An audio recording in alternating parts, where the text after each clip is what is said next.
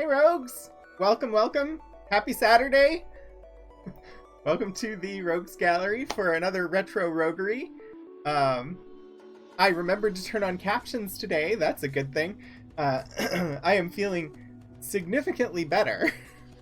This is the first day that I have not had to take any medications at all following the first vaccination and then the subsequent sinus infection and then the second vaccination, and I think I'm in the clear. Fingers crossed. Anyway, today is Saturday, so today is the day that I like to play retro games. And last Saturday we played Valheim. The Saturday before we finished Ultima 2, finally. So the plan today is to start Ultima 3 Exodus, which is supposed to be the best of the initial, the original trilogy of Ultima games. And again, this is all in an effort to play through all of the games to finally get to the one that I actually really, really want to play, which is one that I started as a kid and never finished, called Worlds of Ultima 2 Martian Dreams. So anyway, that is the plan today, is to look at Ultima 3, take a look at the manual, and then actually build the party and hopefully start gameplay. I mean, we have enough time. We should definitely be starting gameplay. I did decide for my Monday streams, I was going to shift them back later again. I had initially moved them to 5 p.m. Eastern so that we could fit in my stream and then raid over to Enthusiamy for the WandaVision discussion that turned into the Falcon and Winter Soldier discussion. Those are not happening on Mondays anymore, so I'm going to move back later again. And my plan is to start at 7 and go till 9:30. And we will then raid queue times for Clear Skies at the end of my stream on Mondays.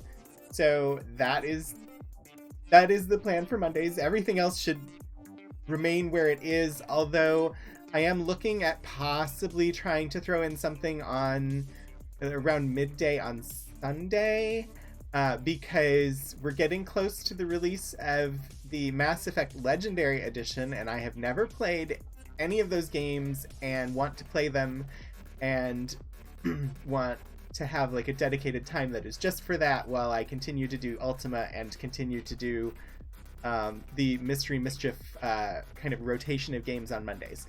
So that is tentative right now. We'll see how it goes. I might try to go live tomorrow and just play some Valheim in the time slot that I'm thinking about and see how I like it with my Sunday schedule. So that's possible. Anyway, welcome to whoever's here, and hopefully you're having a good Saturday. Let me know if there's anything that you're interested in chatting about. I can always chat while we look at things here. I'm going to switch over to the manual screen, and we'll start taking a look at the manual for Ultima 3. So, Exodus, Ultima 3. What do we have? The Book of Play. I think we started looking at this at the end of Ultima 2. Really wish I could zoom. Can I zoom? Zoom.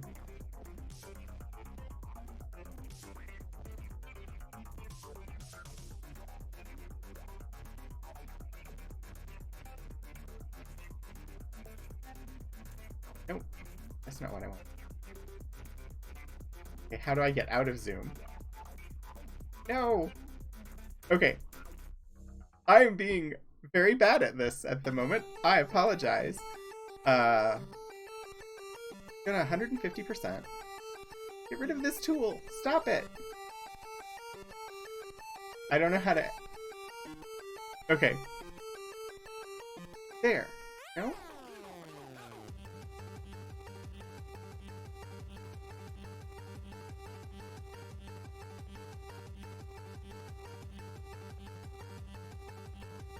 I do not know how to turn off this tool. Okay.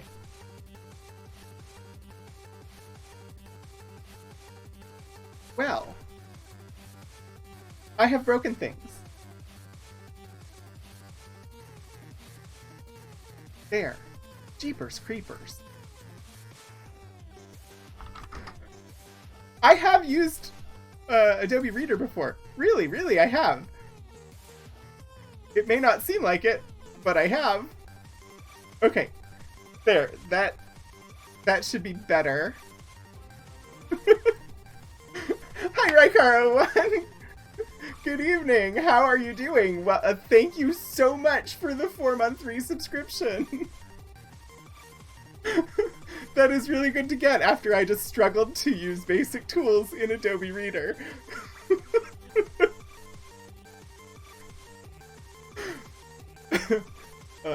Your support means a lot to me. Thank you so much.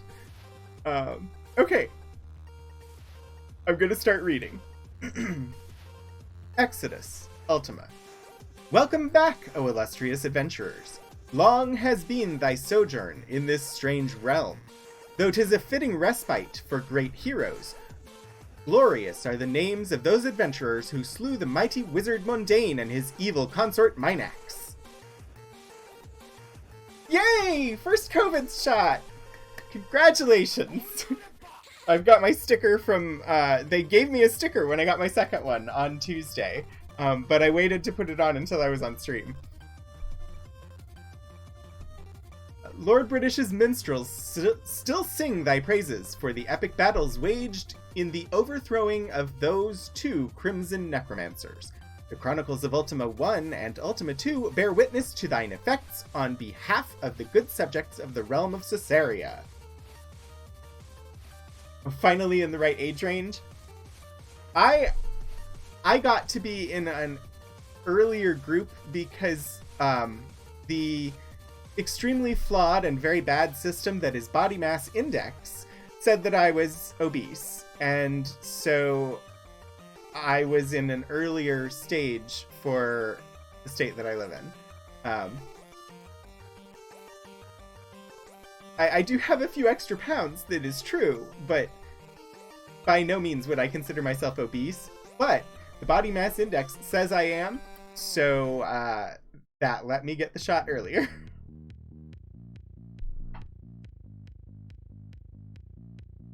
I'm losing my place now. That's okay, though. Chat is more important than actually proceeding with game-related things.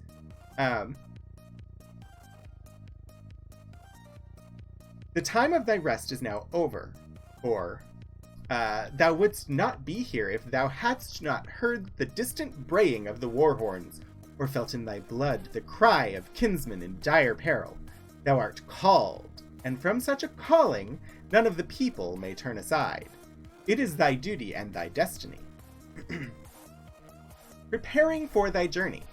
Gather close while thou art briefed on what changes hast transpired since last thou guested forth. A new, much larger Siege Perilous has been discovered. The gateway will now hold 4 adventurers instead of just 1. 2 paths thus radiate out before thee. Thou may choose to venture forth alone, in hopes of recruiting retainers once thou arrives in Caesarea, or thou may gather together up to 3 other adventurers of the people who rest here, and sally forth with them at thy side. Fair is the back who hast not kin to protect it. Decide quickly, the horns seem louder. Some ritual preparation is needed before thy journey can begin. First, study what is contained within this square pouch. It is thy key to open the gateway. Guard it well, lest harm befall thy party. Before examining the disc even once, you must follow the arcane rituals described on the back page of the player reference card. I did find the player reference card. Oh, that's not it. Here it is. Makes me think that my map is missing.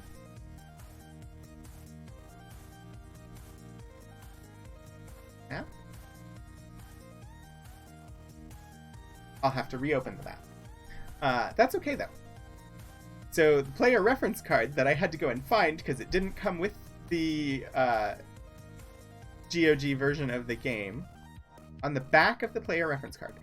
Important, before you begin, copy utility. To create a scenario disk, prepare in advance this is Commodore 64 version of the card, formatted disk according to your computer's instructions manual. Then load the Exodus program disk. After the Exodus appears at the top of the screen, press C, then follow the prompts. The scenario copy utility takes 12 minutes. Because the COM64 disk drive tends to overheat, allow it to cool completely after you copy the player disk. Then you may proceed with gameplay. Wow. And instructions on how to load the game, etc.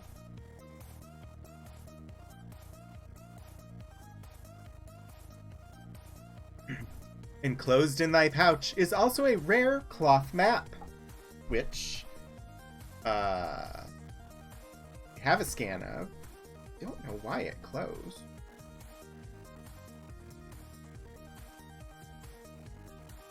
Where's that?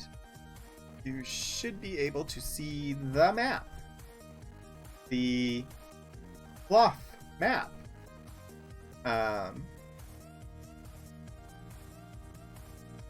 And this is a map of Caesarea.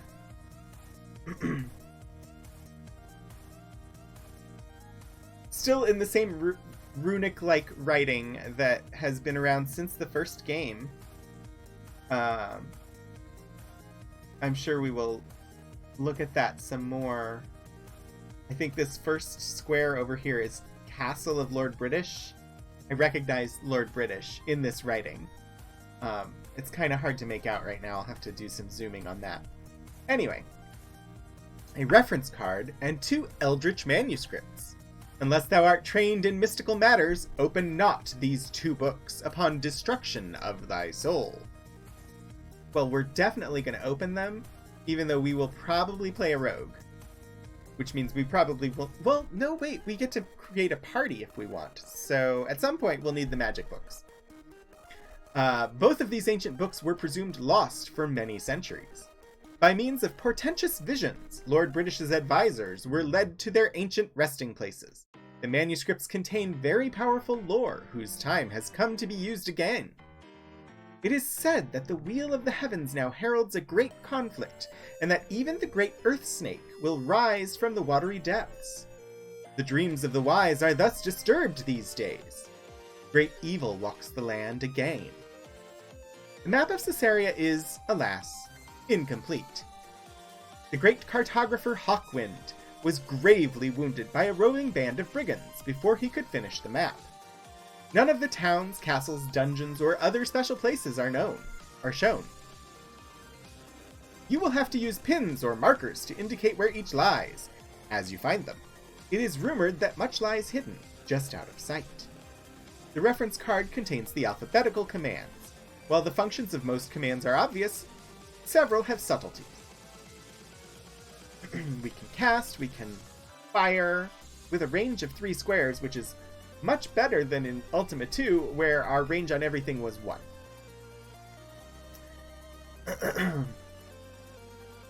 Join gold pools all the party's gold to 1 character.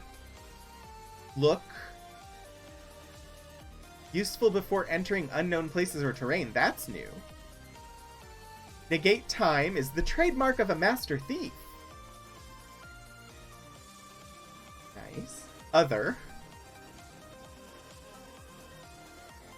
Use regular adventure verb commands in special situations or places, such as kiss or jump.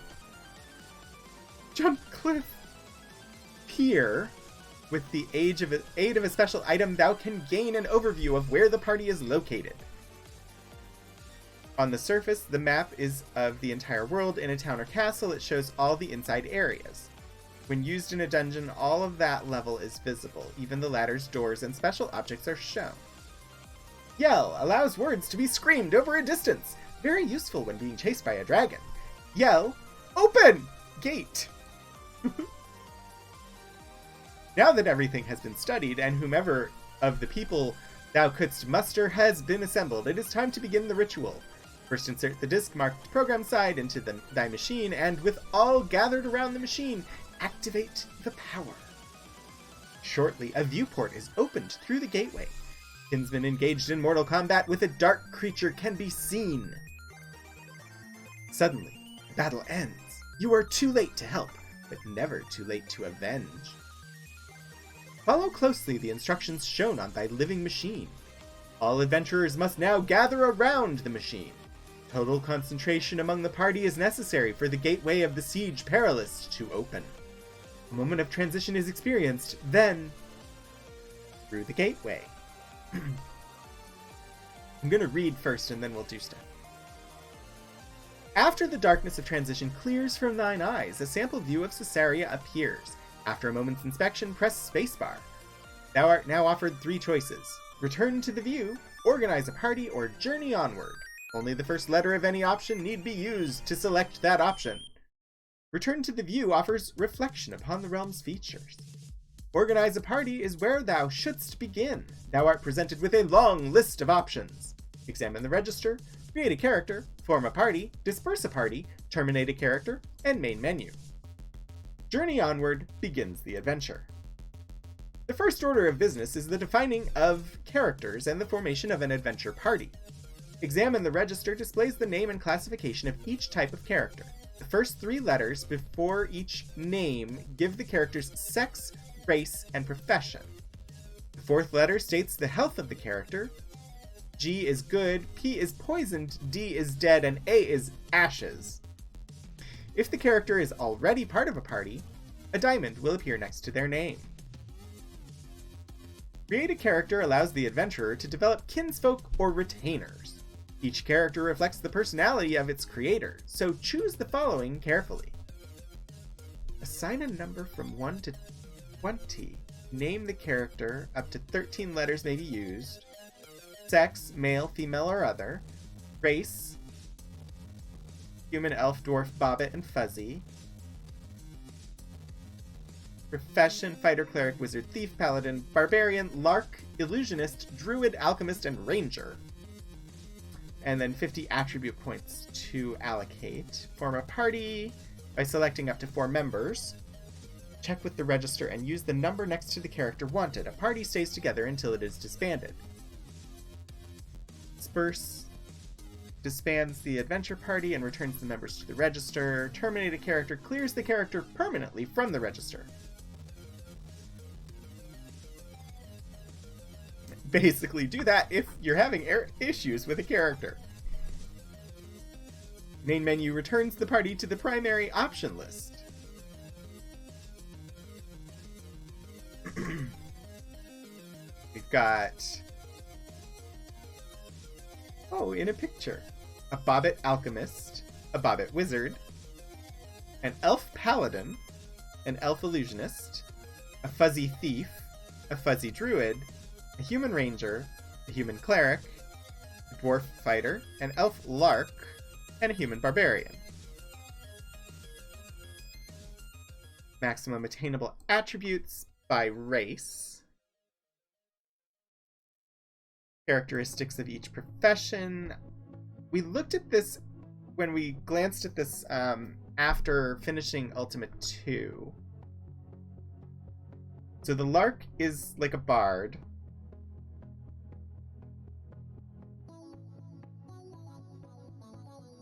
They get sorcery spells. Tempted to make one of them. Thief would be good. Fighter would be good. And then maybe an illusionist, so we get the cleric spells as well. We'll see. Druids regain their magic points faster than other characters.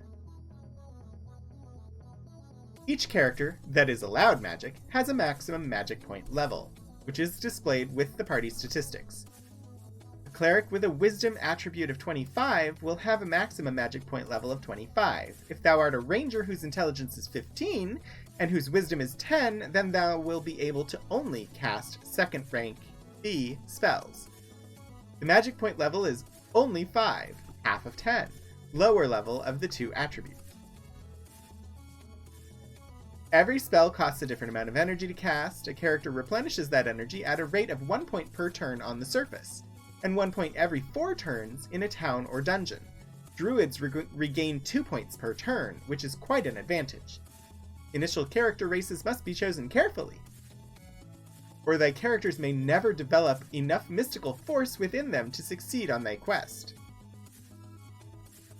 Having chosen thy companions and formed a party, a few last words of advice. The situation on Caesarea is worsening rapidly.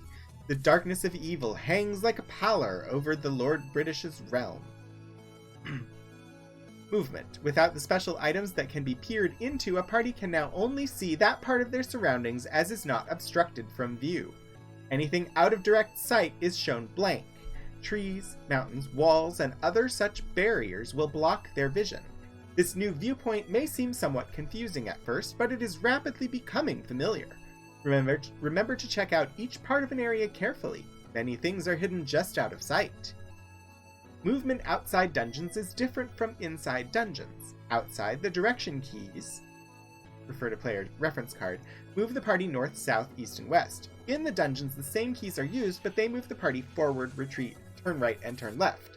That sounds similar to the other 2 games.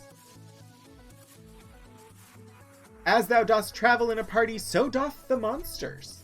When combat is joined, a special combat screen appears. On this new screen, each member of the adventure party is shown separately, as is each monster. Each player may individually control their character during combat, moving, fighting, or casting spells.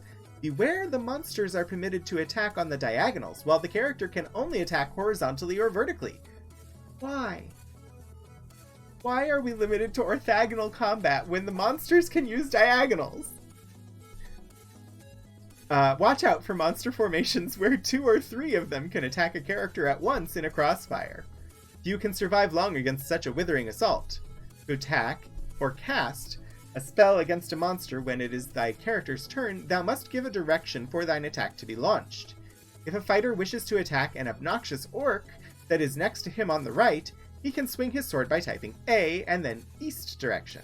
One can almost hear the thunk of steel against the orc's foul hide. Bows and spells can be used very effectively across the entire battlefield. Be careful of thy dagger, though. It is considered thrown if the enemy is more than a square away. Many a wizard has been slain by being overeager in combat and throwing thy dagger away. Each time a monster dies, the character who struck the fatal blow receives experience points for the deed.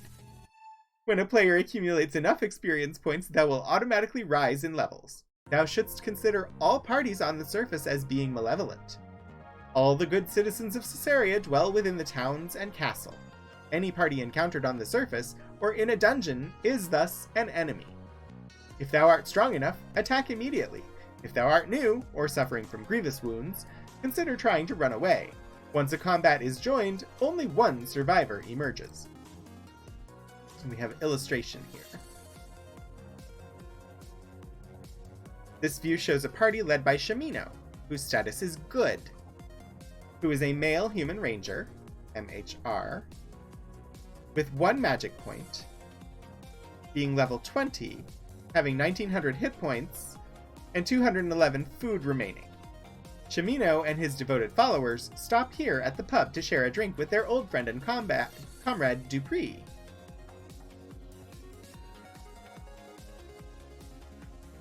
This view shows 8 evil undead skeletons, shown on the upper half, besieging the party, shown on the lower half.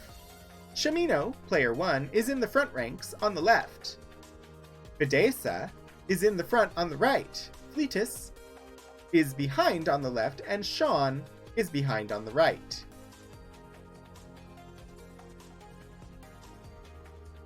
This feels similar to the way combat was laid out in Ultima 5, which I definitely did play as a kid.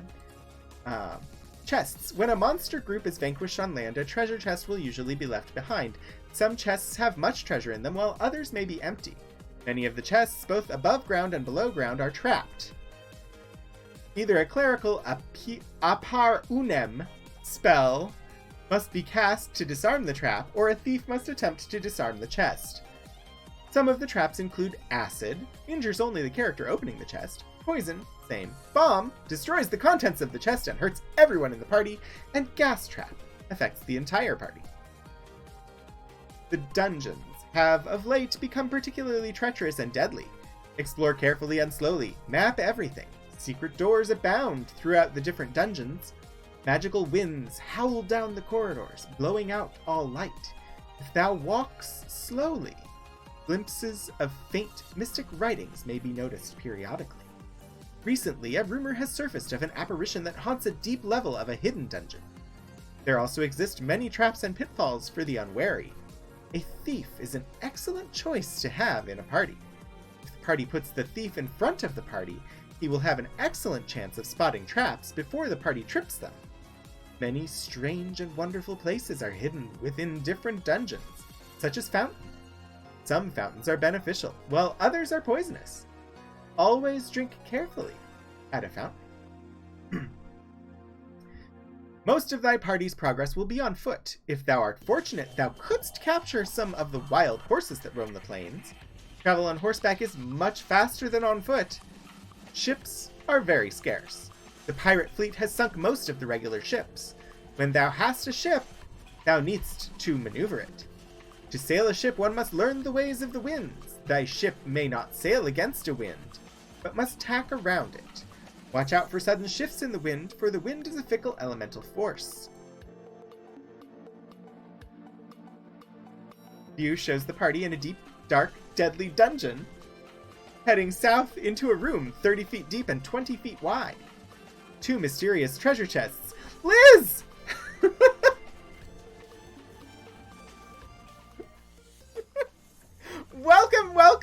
everybody from Liz's Library. Welcome to the Rogues Gallery. This is words coming out of my mouth. I'm Rogan. This is the Rogues Gallery, and today is Saturday, so it is Retro Roguery, and I am playing Ultima 3 Exodus. We're just starting it, so we're looking at the manual and about to get into reading the background story for the game. This is a game from 1983. Hi, Liz. Hi, Orangitis. Anyway, so this is a thing that I do on Saturdays is play Ultima. I am basically, I guess, a variety streamer at this point. I do retro games on Saturday. I do whatever the wheel tells me I'm supposed to play on Monday. And Wednesday, I share materials from Virginia Tech's Special Collections and University Archives. And I might be adding a Sunday stream to play some Mass Effect in the future. So we'll see. But yeah, so there's info below in my About screen and my Schedule screen. Hi, Chandra. Welcome. Yeah, so how's everybody's Saturday going? I know Liz and Chandra were playing some Valheim before coming over here. Because I had been watching Liz before I started streaming. It is a very addictive game. I've played over 200 hours of it, and I really, really love it. In fact, I may go live with it tomorrow to test out my possible Sunday time slot. So we are... You got enough sleep to function. That is really good, Orangitis. I'm finally feeling healthy again after my second shot and taking some time to sleep and etc. I'm fine. I'm not currently on any medication. The sinus infection is over. I've had both my COVID shots, so I'm doing pretty good. So we are currently here taking a look at the Ultima 3 manual, because we're in a game from 1983, and it is important to actually read the manual that comes with it before playing the game, because it tells you the story. You don't get the story from the game. At least the first two games, we didn't get the story from the game. We got the story from the manual and then played the game. So I'm assuming that's going to be the case again here. There's a couple of screenshots in here. Party traversing lands near a castle and a town. Ship lies anchored nearby.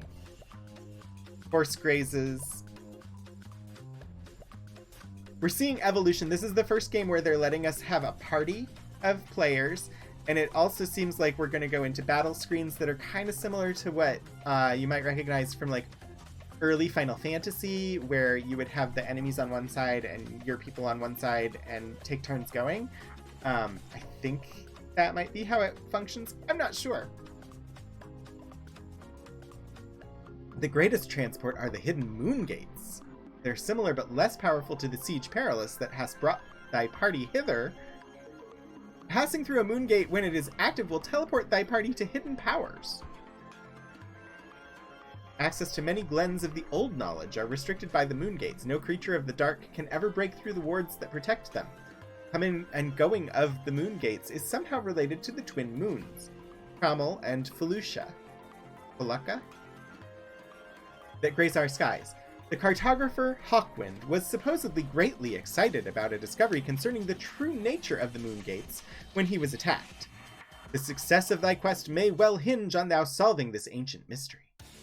At the top of thy screen, the phases of the twin moons, Trammel and Felucia, are represented by numerals as follows. Okay, so I have to pay attention to the moon phase in this game, apparently. Last minute counsel. When thou enters the plains of Caesarea, thou art stark naked, without a weapon in thy hands. Immediately wear thy cloth armor, and ready thy dagger before doing anything. Quickly look for a town and enter it. Inside the town, thy purses of gold will buy better weapons and armor.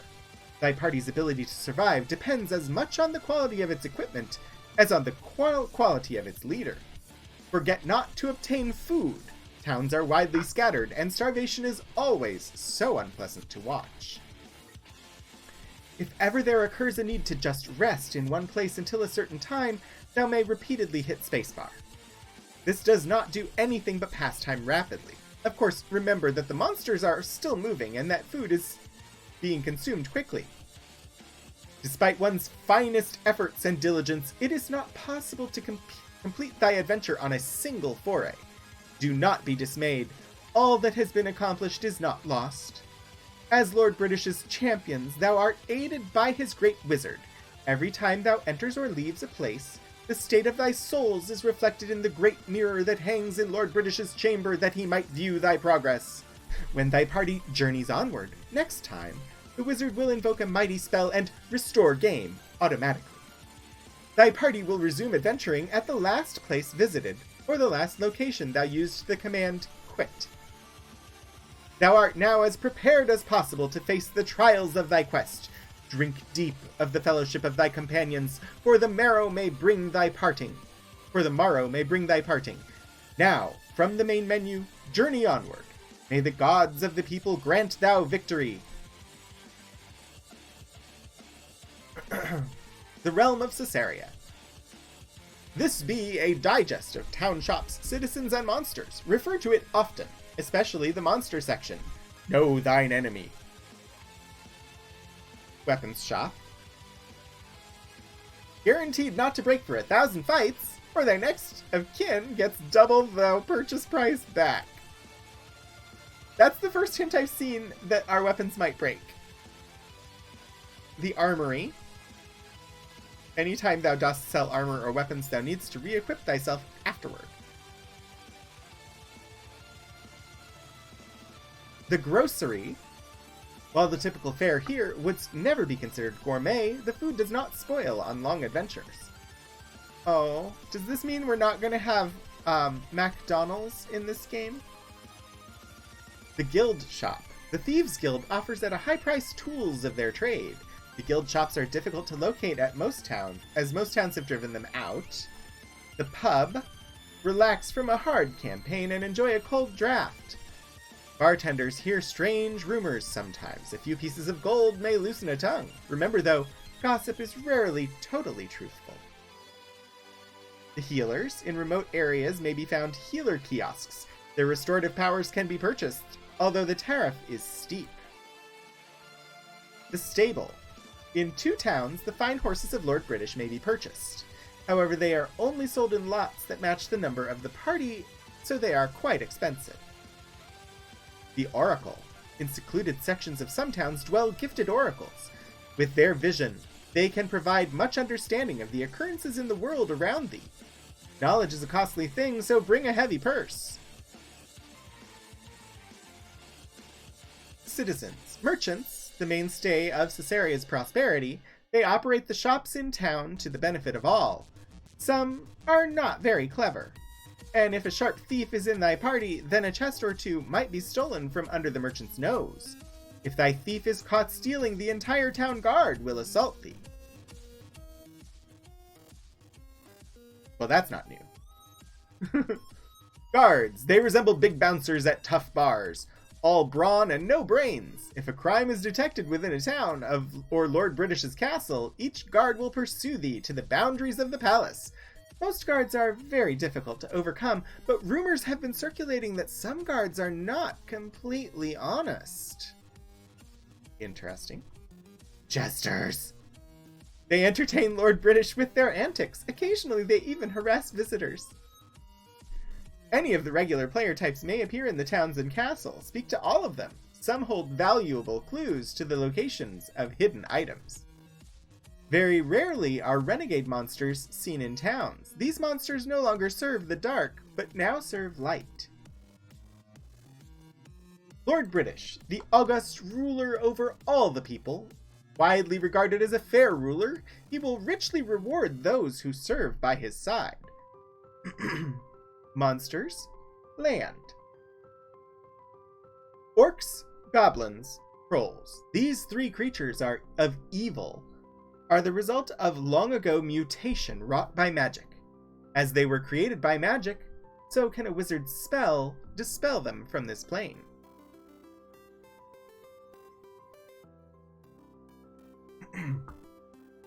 Skeletons, ghouls, and zombies. All undead creatures are an abomination before the light of truth. A cleric with thy party can turn these undead creatures. Player types. Any of the regular player types may have fallen under the spell of darkness and now serve their evil masters. Thieves, cut purses, brigands. These are the worst of the human trash that pollute the countryside.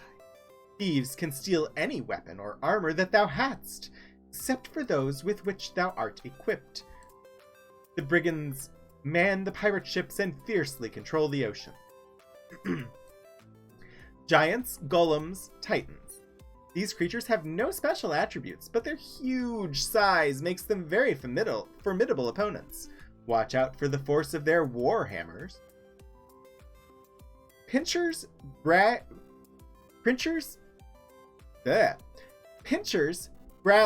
and snatches. Any bite from these creatures is poisonous. If a character is bitten, only a prayer or a healer can cure the poison that is running in thy character's vein. Every step the character takes lowers the character's hit level by 1. If thou art far from a healer, thou dost travel with a walking dead man. Gargoyles, manes, and demons. Be very careful dealing with these minor demonic legions. They can hurl powerful magic attacks across the arena at thee, inflicting great damage. Griffins, wyverns, and dragons. These creatures can hurl mystical fireballs at thy party from afar. They are the only creatures that can wreak havoc upon thee when not in conflict mode. Any party luckless enough to venture within 3 squares of one of these creatures will be subject to an awesome attack. The great dragons can destroy a party before the party even ever engages in combat with the dragon. Devils, Orcus, and Balrons. If thou attempts to overcome these mighty warriors of the dark, then thou hadst best be protected by all means possible. Anything less will mean thy instant destruction. These arch foes are so filled with evil that they can hurl poisoned magic bolts from across the arena. The slightest hit may poison thy character and sap their vitality. Monsters of the sea. Pirate ships. Be extremely cautious when one of these ships is sighted if thou art on land. A pirate ship can fire its cannons at 3 squares away. If the shot hits, all members of thy party take damage. Most beginning parties cannot sustain more than a few shots before the party is wiped out. If the pirate ship stays offshore, shelling thee, nothing can be done to get him. If, however, he touches the coast, thou couldst then attack him. Sea serpents. Small cousins of the great earth snake, these creatures can destroy an entire ship. In conflict mode, they can hurl magic across water, making it hard to fight them. Man-o'-wars. These are the most feared of all the denizens of the ocean. There are long giant tentacles. Their long giant tentacles are poisonous, and they can hurl magic. It's the wrong spelling of there, which is what confused me there. Because of their nature, man-o'-wars can take vast punishment without dying. A party attacked by such as these has a very slim chance for survival. Okay, the adventure. With the fall of Mondain and Minax, peace has flowed like molten honey around all of Caesarea. Everywhere Lord British's subjects were happy and prosperous. A great cancer had been exorcised from the world body. The people were cleansed again, and there was much rejoicing in the town. Yay.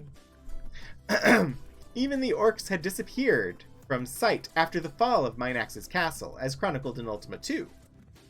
20 years the peace lasted. 20 years is also the time needed for an infant to become a person. From the ruins of Minax's castle has come several fragments of a manuscript which hints at a dark secret. There appears to have been an unholy alliance between Mondain and his young apprentice Minax.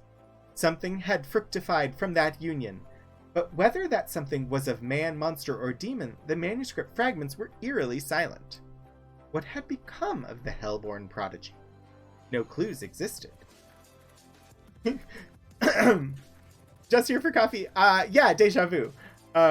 We did read this 2 weeks ago when I finished Ultima 2, but I'm reading it again because it's been a little while and we're just starting the game. So this time we're actually going to finish reading this and start in on the game. Time passed and the omens began to be troubled. Comets clashed across the sky and rumbles were heard deep in the ground. Then one day, in a fiery birth of molten lava, an island rose up in the middle of the ocean. None could approach it, for the heat and steam were too great. Some drunken sailors claimed to have had a glimpse of the island when the steam was momentarily blown away by a strong wind. They swore that the castle existed in the middle of that inferno, but thou knows how reliable is the word of a drunken sailor. Then the sweet flowing rhythm of country life was shattered. Orc drums began to pulsate through the hills and mountains, and the horrible raids began. The outlying settlements all moved in to the safety of the village fortresses. Shortly thereafter, a pirate fleet appeared suddenly, and commerce was swept from the seas. An evil power was rising in the west, and all the earth groaned to its flexing. When tales emerged that the great earth serpent had risen from its long slumber at the bottom of the ocean, people began to cry that the end of the world was at hand. Lord British sent his most trusted and talented advisor out to uncover the facts behind these wild rumors. Weeks passed. Then a shattered man was found wandering in the groves outside the castle. Some terrible sight had blasted his reasoning. He just kept repeating, "From the depth of hell. He comes for vengeance." He, she, it was. Remained unclear. I think there's supposed to be another word there. What he, she, it was remained unclear. The spread of its evil powers, however, was very clear. Lord British sent out a call for all of the heroes of the people to rally. That is why thou art here today. Thou heard the call and answered it. Thy task before thee is not easy. Evil walks the land openly, attacking all travelers. Thou and thy companions will need to grow stronger rapidly if thy party is to survive. Seek among the ancient paths for long-forgotten truths and powers. One possible clue as to the identity of thy nemesis has been discovered. A derelict merchant ship was recently towed into port. No crewmen were aboard, alive or dead. Everyone had vanished, as if plucked by some evil force off the boat. The only thing found was a word written in blood on the deck. Exodus. Roe R. Adams III, August 2nd, 1983, or possibly February 8th, 1983. Although this was primarily published for the American audience, so I believe it's August the 2nd. We read the credits last time, and I won't do it again, but more people involved in the production of this one. Okay, so I think we are ready to actually create characters. Plural this time. Because we get to have a party instead of just a single adventurer. I don't know if that will help us to survive any better, but we'll see.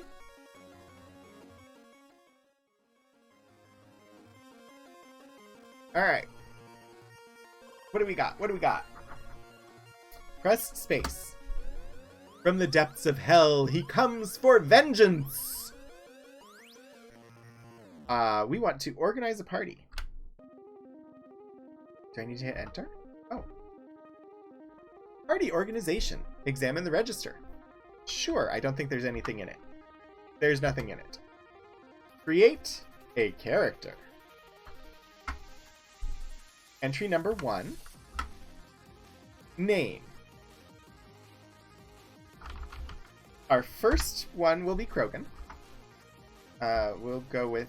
We can do male, female, or other. We'll do male here. Race. Human, elf, dwarf, bobbit, or fuzzy. think I want to do... Krogan is going to be a thief. To stick with our rogue Krogan that we've been using. So I'm going to actually do a fuzzy. Because the thief shouldn't need strength as a large attribute. But dexterity, intelligence can both go up to 99, and wisdom can go up to 75. So, fuzzy. Plus, that's the new race, and I want to make sure that there's a fuzzy, because it's only in this game. This race is only in Ultima 3. Type, thief. Now I have 50 points to allocate. I could start... Okay, so 50 divided by 4 doesn't divide evenly. We'll do 10 strength, 20 dexterity, 20 intelligence. Whoa, 20 intelligence. I can't do 20 intelligence? I can't. 15? Oh, because it was all I had left.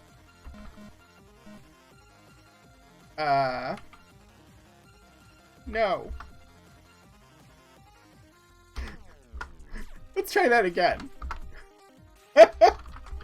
Krogan, male, fuzzy, thief. Strength of 5, 20, 15, and 10.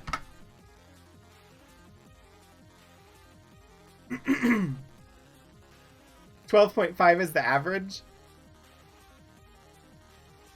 I know I want dexterity to be the biggest. I wanted strength to be the lowest. I just did the math wrong in my head.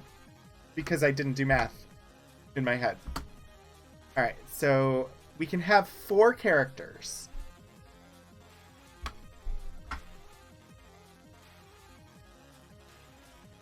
Is the average of 4 attributes and 50 points. Yeah.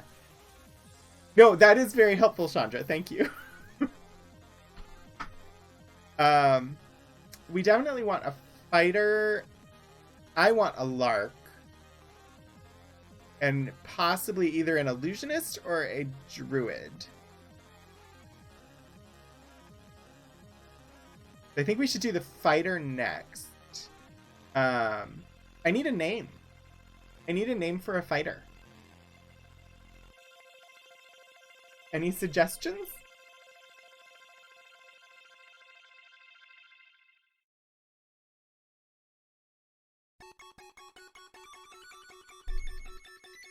Bob. Sure. And...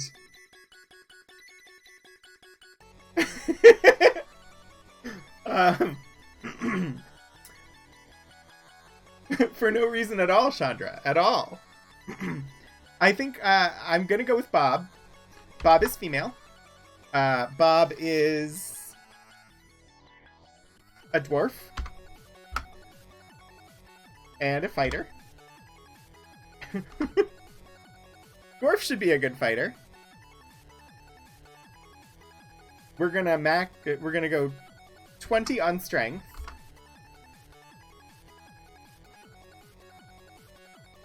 Dexterity. I'm gonna do the same like distribution. 20, 10, 10, and 5. Or 20, 10, 15, and 5.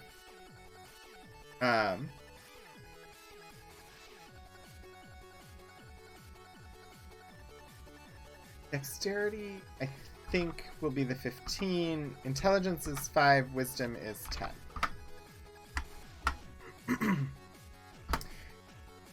Option, create a character. Entry 3.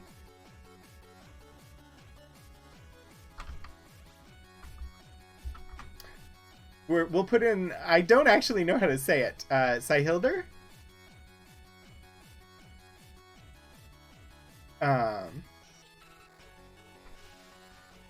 We'll do female.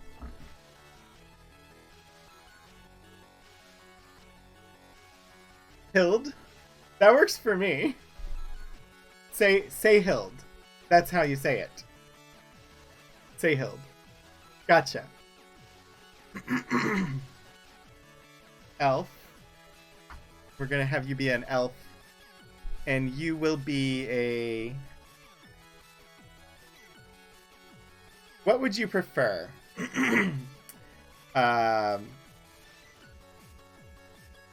Cleric, paladin, illusionist, or druid?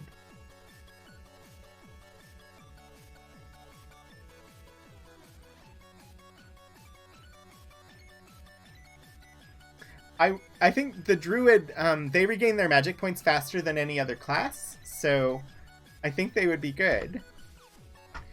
So if I do a druid, elf, I think I'm gonna want intelligence.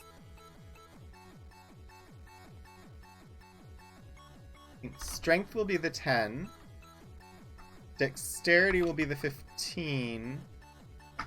Intelligence will be the 20, and wisdom will be the 5. Oops. Alright, and one more. Create entry 4. This one is going to be a bard, or as it's called in this game, a lark.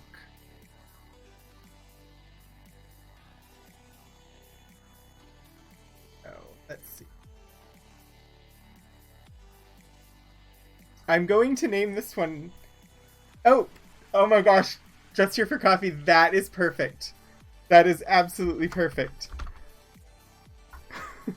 But we're going to do other for the sex. Because it is an option, and I want to take advantage of the fact that it's a game from 1983, and they had male, female, and other as the sex option. Which is a great improvement over Ultima 2, where whether you picked male or female determined some of your stats. Let's see. We haven't done a bobbit or a human. And I'm not going to include a human. We're going to go bobbit here. Lark?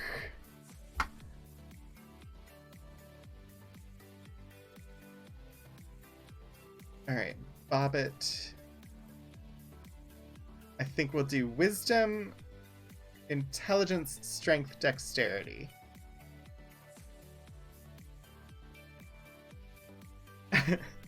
So strength should be the 10, dexterity should be the 5, intelligence is the 15, and wisdom is the 20. Yes. Okay, form the party.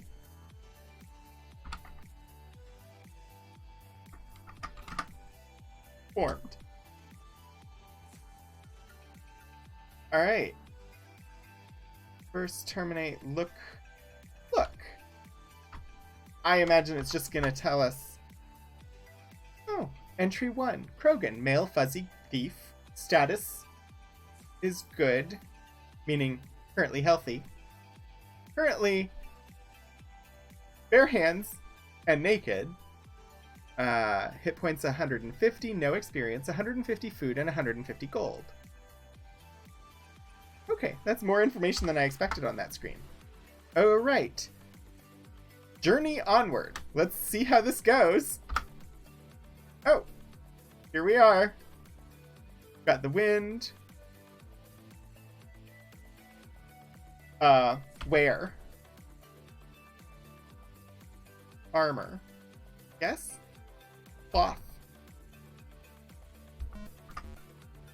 I didn't say where. It said cloth, but somehow when I push C, it says leather. Skin. Chain. I don't understand.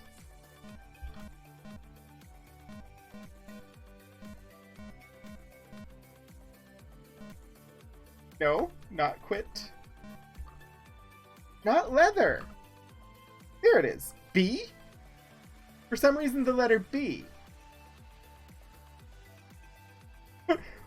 Where for number 2?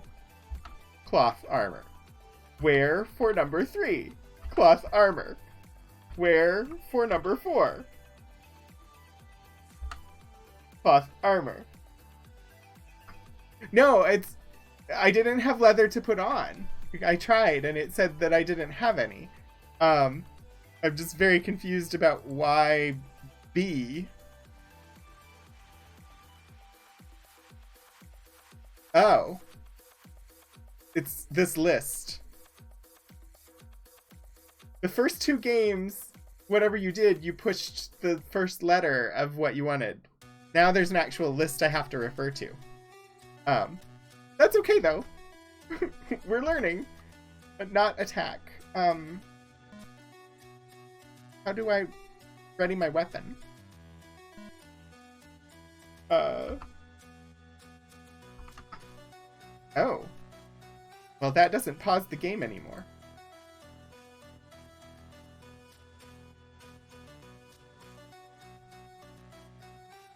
How do I... Oh, R. R to ready weapon.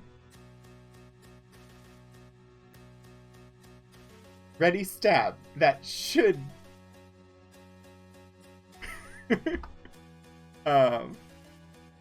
I do have a dagger, so that's what I'm gonna want. Alright. Ready. Nope. I readied my hands. Ready. Dagger. Huzzah! Ready. Dagger. Oh, so many more things to pay attention to.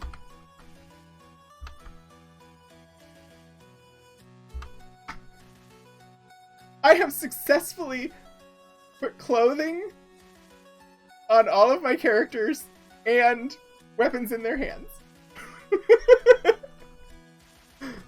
Alright, let's get into town. Enter. Thankfully, that was the same. Look. There's a floor.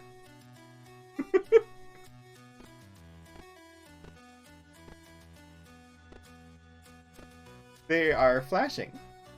Save! I don't know that I can. I'm in town. I will try.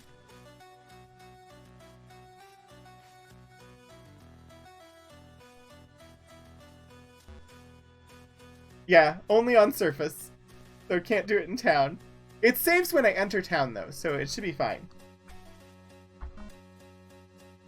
Oh. Oh. Who do we want to have talk? The bard. How about the bard? Good day.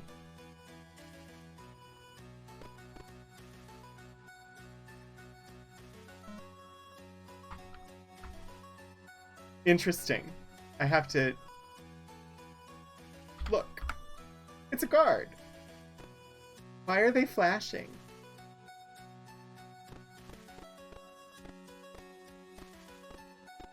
Oh, I have to keep track of the food. I'm definitely gonna starve in this game. Hey there, Jester.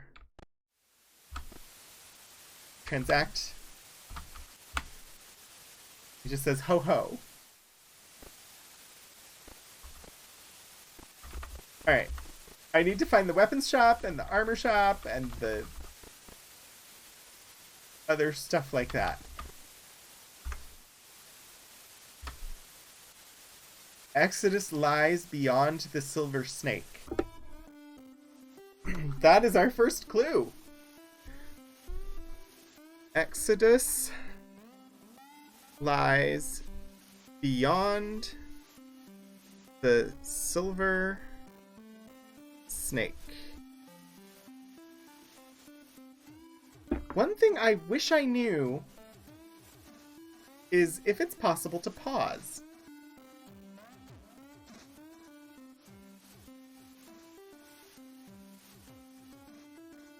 Ooh, there's music!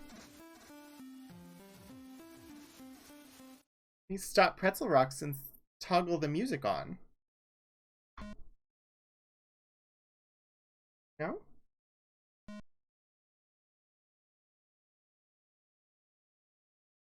Maybe not in this version? The player reference card I have is from the Commodore 64. Well, I will explore that for next time. See if I can figure out how to turn game music on. Because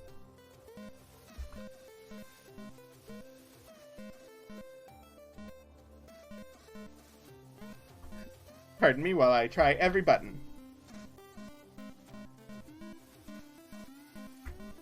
Nope, none of those do it. Okay, I was just trying to find out if there was a way to pause. Because I'm slowly using food while I stand here. And in the past, I could pause things by opening up the stats. Well, let's try that. Stats for 4. I'm just going to sit for a second and see if it uses up food. Because this would be good to know. I'm also going to see if I can figure out how to turn on the game music.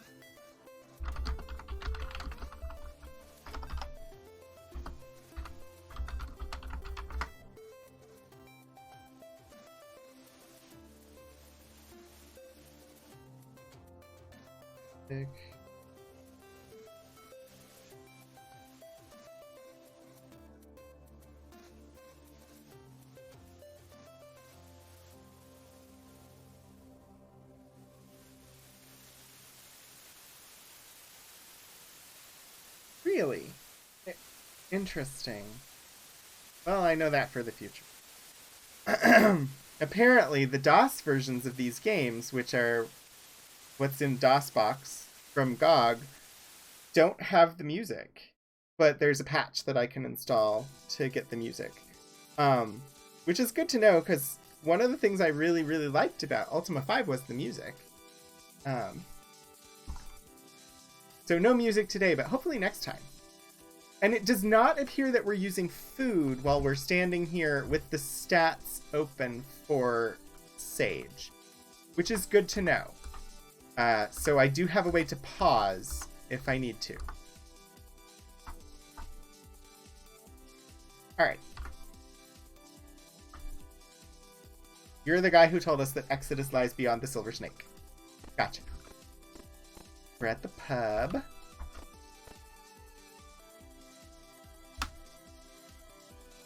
It's Dupree! I don't know why we're supposed to know Dupree. I think maybe he was in the previous game. I don't remember.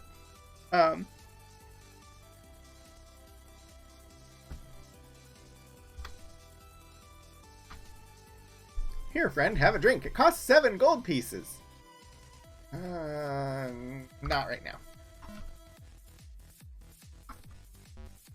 Leave my shop, you scum! I didn't pay any money. Apparently he was upset about that. Good day. I don't know if we drank the drink or not. I found out the price and said, not right now. And he said, leave my shop, you scum. LCB.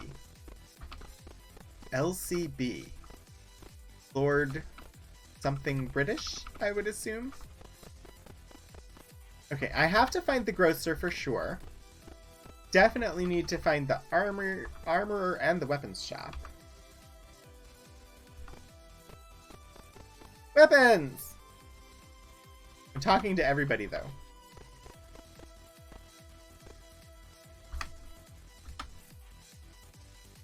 They're just saying good day to me. Welcome to the weapons shop. List? Yes. Available. Dagger, mace, sling, axe, bow, sword. I think I pull up the reference card. Should have the same letters. Dagger, mace, sling, axe, bow, sword, two-handed sword. I assume if I hit enter, we'll see two-handed sword.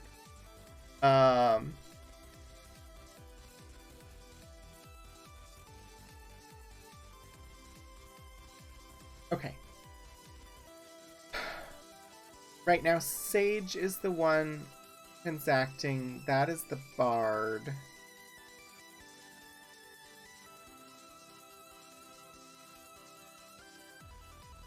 I don't know what weapons to buy. How much gold do I have?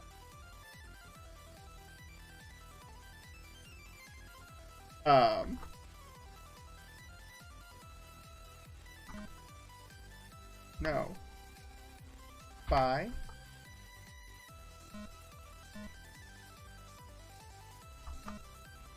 I'm very sorry, but you haven't the gold. Yes, I know. How much gold do I have? 150. Okay.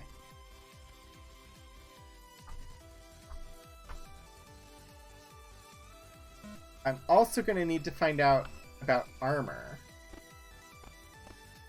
Armor! Good. Yes, what is the list? Cloth, leather. Ooh, we can't afford anything but the cloth armor we currently have. So we should focus on weapons. Are they doing jazzercise? It does seem that way. Buy. Plate armor.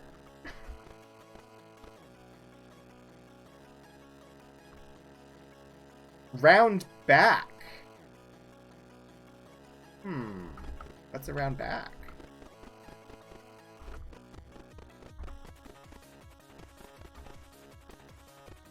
Oh no, I'm in the trees.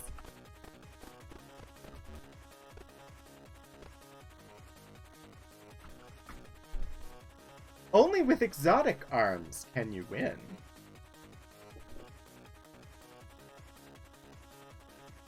Only with exotic arms can you win.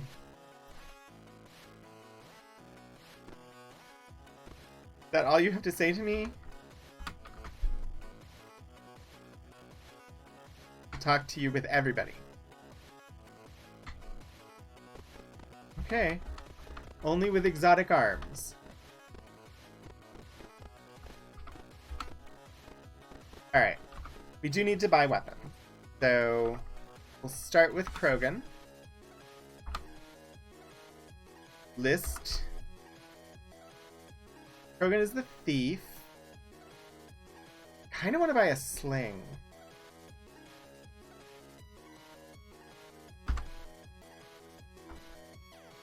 Buy sling. Here you are, may it serve you well.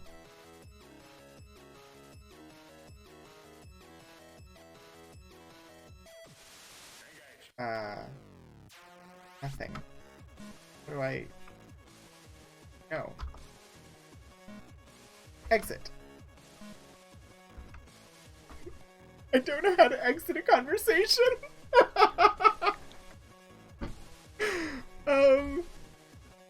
How do I leave the... Kira, enjoy running Dadlands. Thank you so much for all that you have done to help me. How do I leave a conversation? I don't want to buy anymore.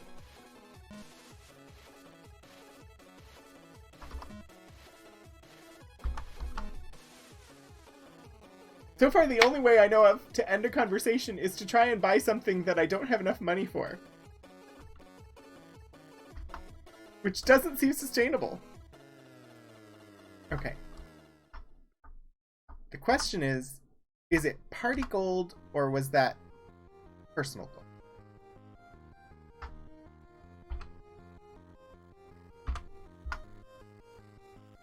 So let's check Bob's stats.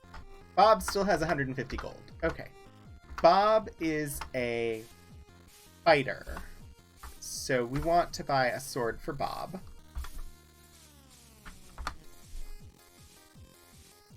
Sword was D.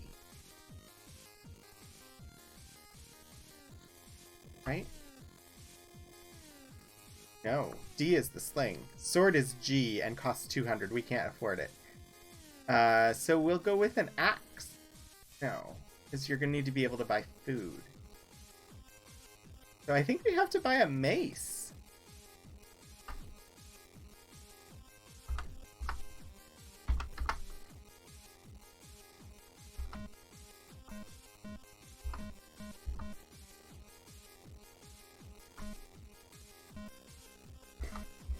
There has to be a way out of the conversation.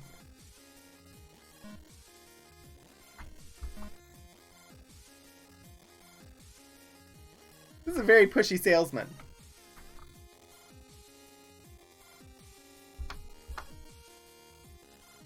Alright. And Seyhild. Druid. Honestly, the only options are sling or a mace at this point. That's all I can afford.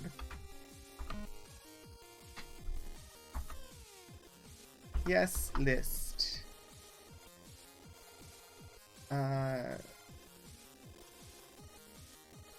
Thief, fighter, druid, bar, lark.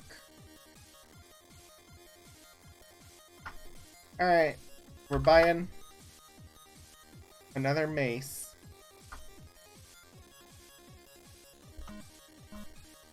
My interest is exit the conversation. Ready for Seyhild the mace. Alright. And we will have Lark Sage, who is buying a sling. D. Buy.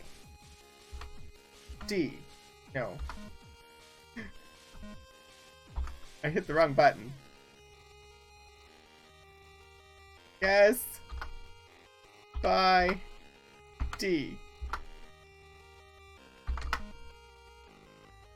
Ready. D. Successfully armed with new weapons.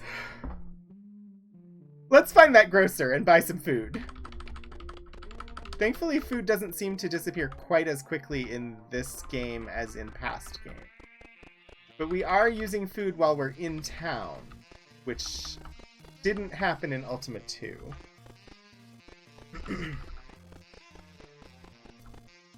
Grocer!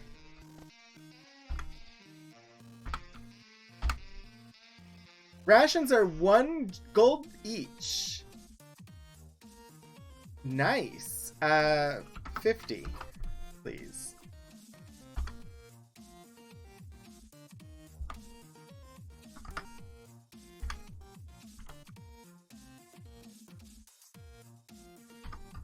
Alright.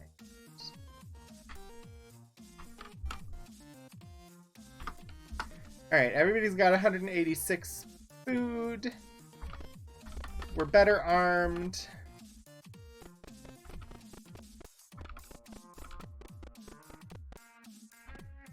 What do you have to tell me? You're just saying ho-ho. You're just saying ho-ho and getting in my way. Alright, so that's just the grocer.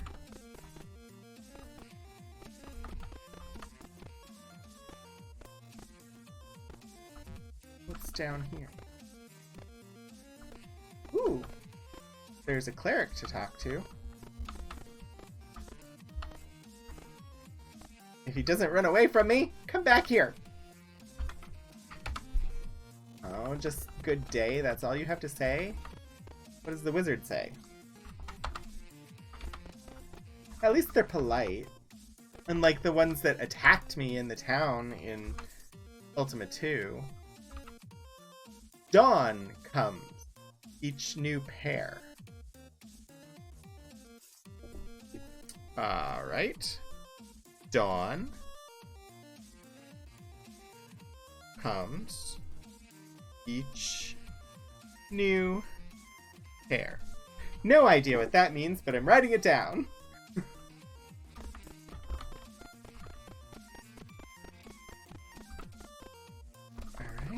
Alright. We talked to those guards once. They didn't tell us anything useful.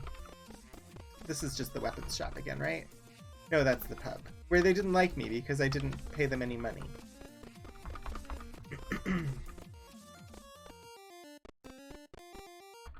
At least the water is white instead of magenta. The water in the last game was magenta, and it was very hard on the eyes. We know what's behind the woods there. Is there anything out here? Oh. Hello there. Come back. Talk to me. Just saying good day. Right, well, I suppose we should exit town and go visit the castle.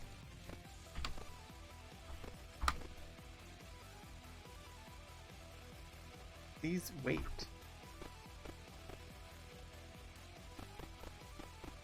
First, let's wander the perimeter and see if there's any secrets.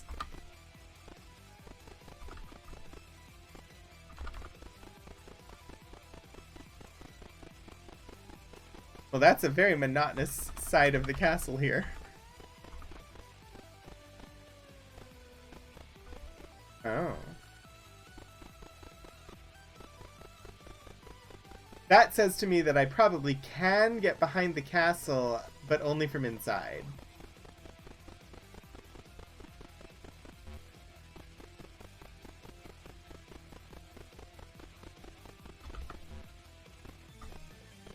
Hey there, Jester. His name is Chuckles. Welcome all!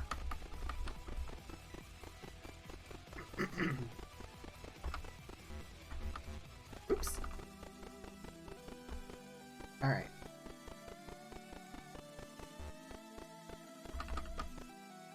Oh, there's a boat over there. I imagine that's also something I could procure at some point. But I should probably go inside the castle now.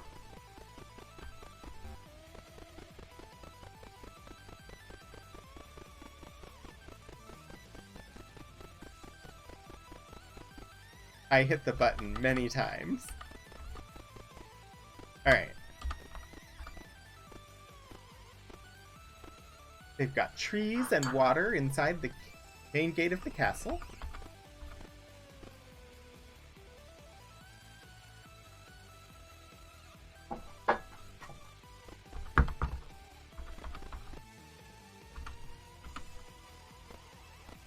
LCB.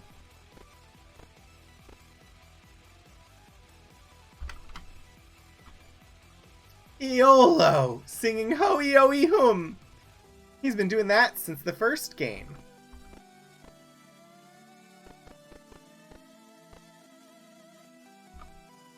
Enter, if you dare.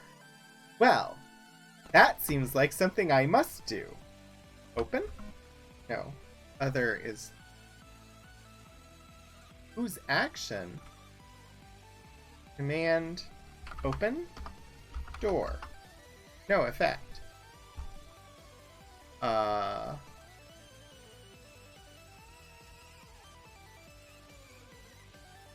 Man's attack, board, cast, descend, enter.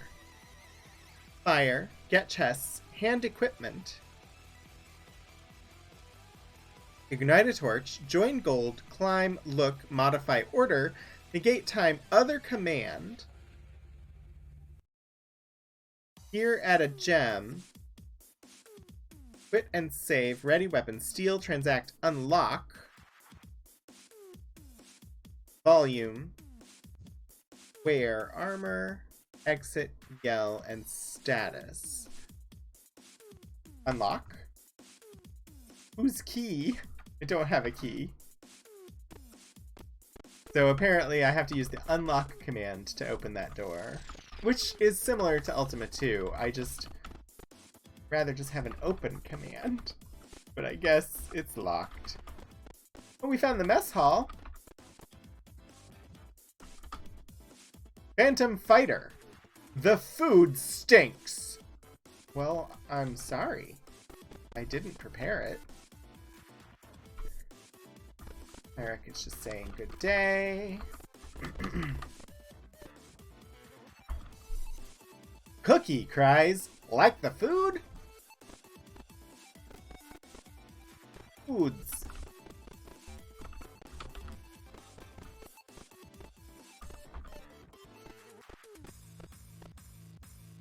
You just said good day, yeah.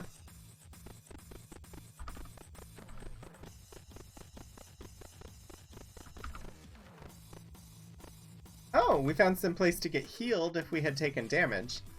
We have not taken damage. Because I have not entered a battle yet. Storeroom. Now we've taken damage. A lot of damage. Oh my gosh. Well, I did suspect that that was a magical barrier. I did not expect it to be a force field that hurt me. I probably should have. Healing, please.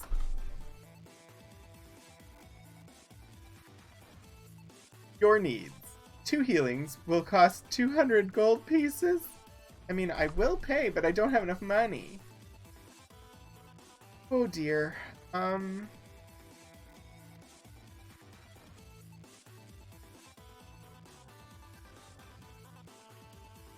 Join gold?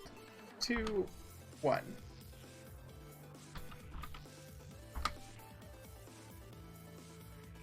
Ooh, curing. What does curing do? Yes. Not injured. Okay. Healing. Yes.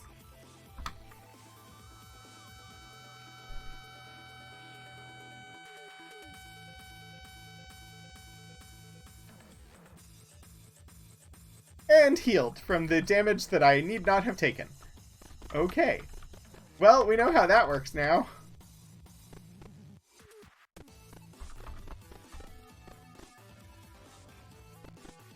British. Welcome, my child. Experience more.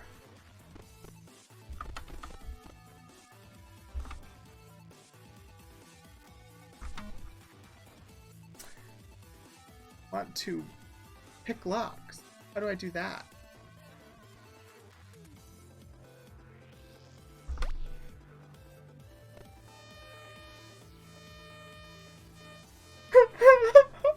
I got caught. Oh my gosh. Run. Run away. Run away. Run away. Run. No, not ready. Run. Oh dear. Oh dear.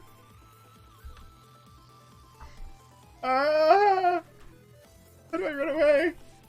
Can I not run away? Exit? Exit!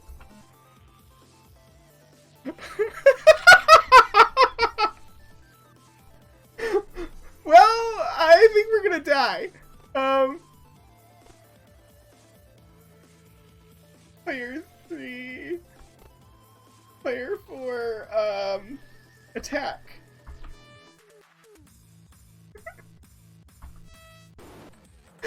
Oh dear. Things are not going well.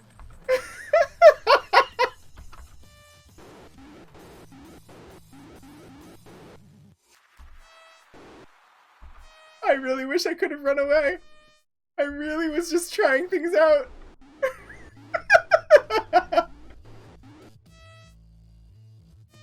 Oh, I killed a guard.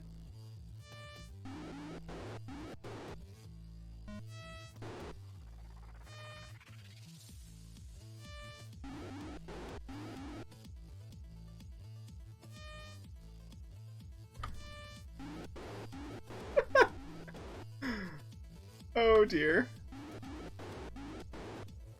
All players out. Okay, yes, and? Is that just it? I just have to close and reopen?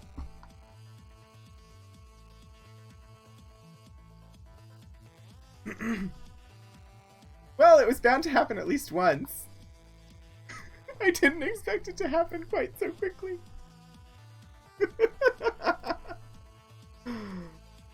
Oh dear.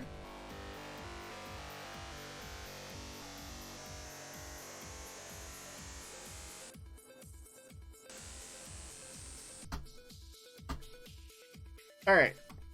Journey onward? No active players! Organize a party.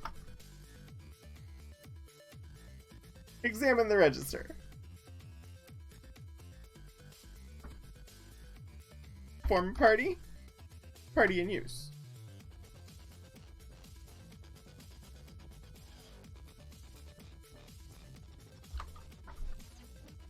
Journey onward.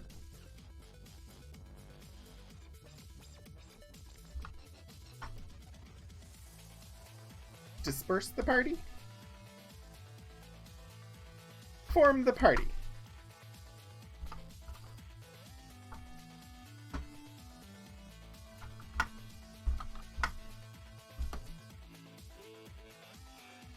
I think I have to create another character. Because they all died.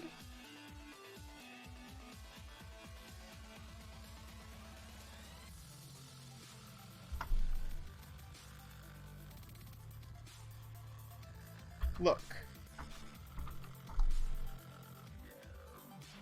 Dead.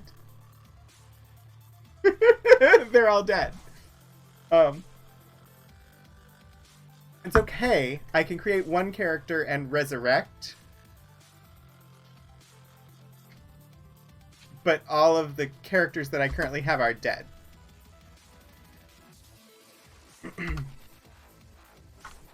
Create character 5. Okay.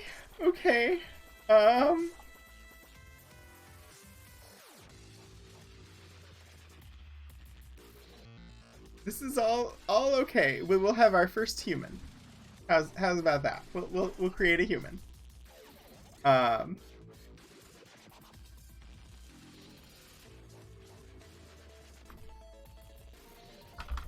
going to name it after Kira because she's not here anymore. Human. And we will, let's see. We will have this be an alchemist. Why not?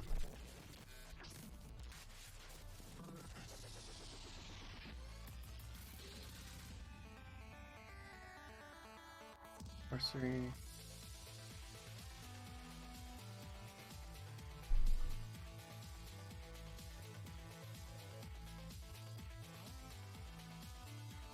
I do 10, 10, 15, 15. That should be 50, I think. My brain does math. Strength of 10, dex of 15, intelligence of 15, and wisdom of 10. Alright. Form the party. Disperse the party. Form the party. We will start with Kira, and then we'll do Krogan, and we'll do Lark, and we'll do Bob. We'll leave Seyhild out for now. Main menu. Journey onward? Alright. First I want to wear cloth armor. And then I want to ready a dagger. And then we go to see if 150 gold is enough to resurrect one of our other players.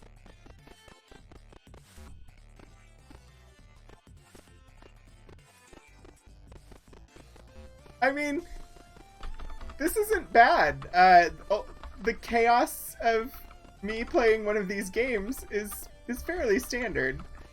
Try the thing. It works out badly. This is normal. Resurrection, please. 500 gold to resurrect. Well, I think Kira has some try and die. I mean, it's always do the bad idea. Only in these games, that means you die. Alright, so I need to go find some low-level baddies to kill and hopefully earn some gold so I can resurrect the other 4 characters.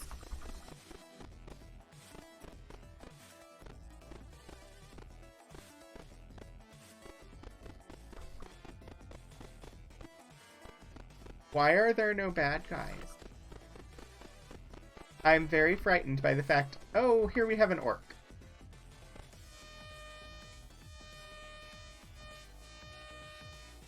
Trolls. That's a lot of trolls. I can't run.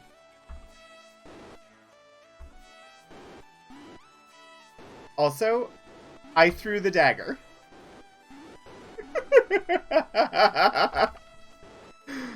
I don't have a dagger anymore. I'm fighting with my bare hands, and I don't know how to run away.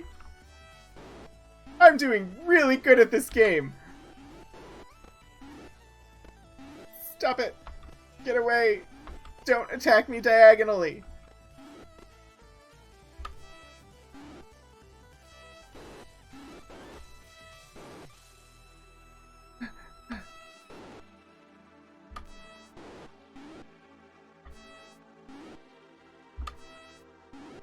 Oh, come on. I know you're fighting barehanded, but do better.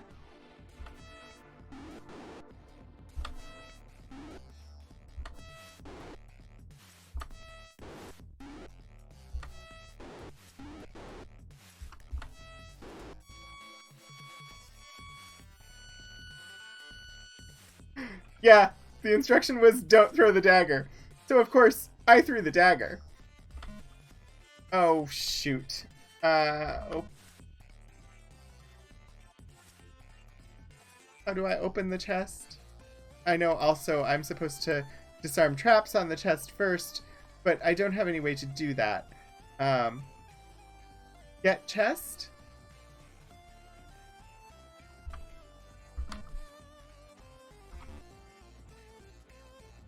That doesn't work.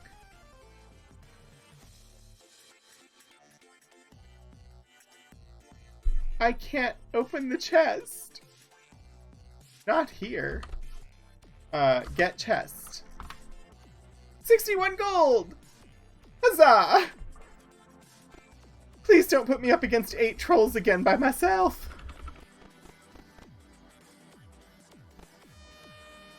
Orcs.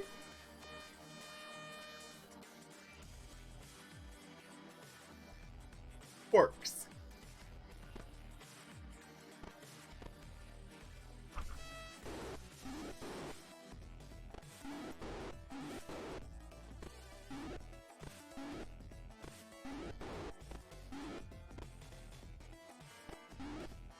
Ah!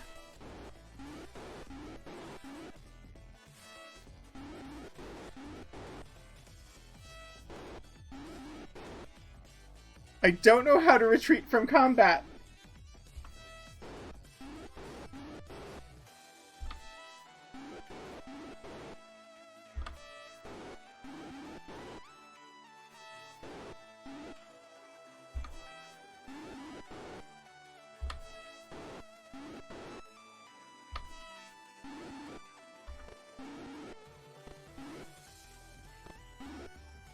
Line up for me, come on.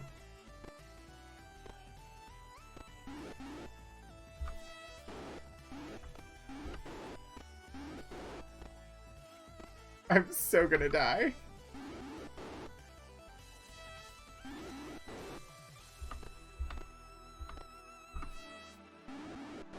Yeah, that's the end. Okay. Well, we know that one character, not enough.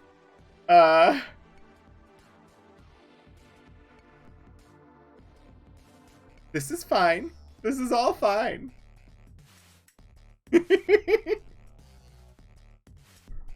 Okay.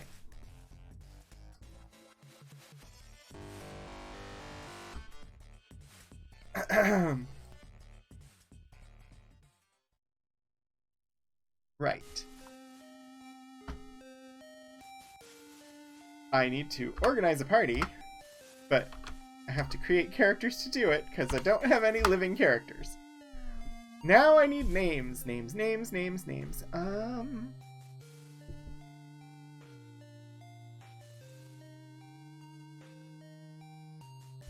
We'll just say Sid. Race. I don't care. You are a dwarf. And you are a fighter.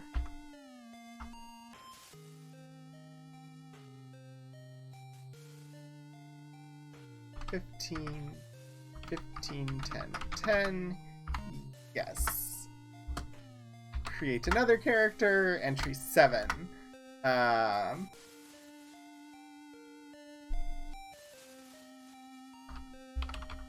Smiley.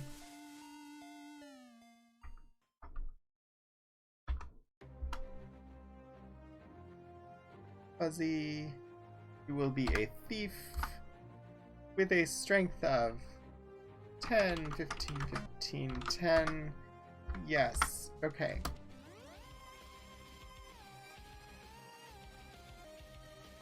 I think if I do 3, I can possibly resurrect one of our dead companions. Oh my.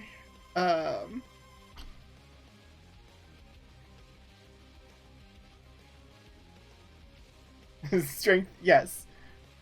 Dexterity, yes. Intelligence, maybe. That's yes. Snorpabas, that is true. 98. Entry 8.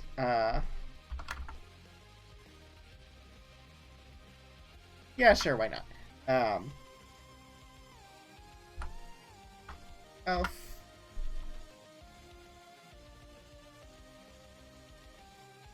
I want a cleric.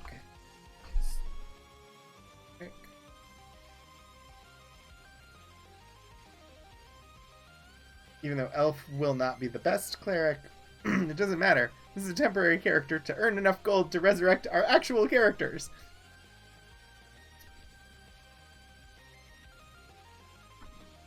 $10, 15. Sex? Not enough! Alright, disperse the party. Form the party. Player 1 is Krogan. Player 2... I don't remember who all I just created, because I created 3 characters to be able to earn enough money to resurrect our actual characters. Alright. Get chest. And it's gonna be Smiley that does that.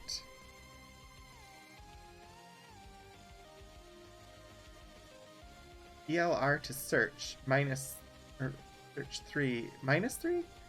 Gold plus 54 and an axe! Nice. Also, you all should put clothes on. Sid, wear some clothes. Sid, ready a weapon. You can ready a dagger. What is the number for the axe? Axe is E. So that'll be nice. Let's see. Lou. Wear armor.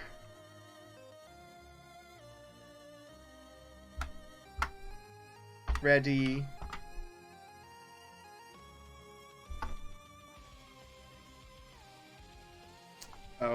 restrictions on a cleric. Can only use the mace. Okay. Ready. Hopefully you can use the dagger. Yes, okay. Wear for 3. Cloth armor. Ready for 3. Axe? Huzzah! Okay.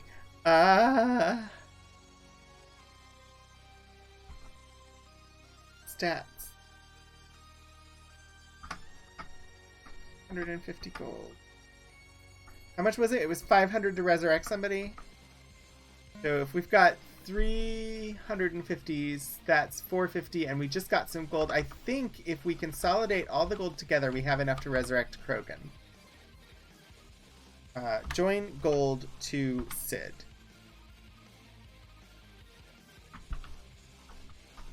$524. So yes, I should be able to resurrect Krogan. They don't start you with enough to resurrect somebody if you just create 3 new characters, but 1 battle seems like enough. Transact. Sid will talk to the healer to resurrect. Yes.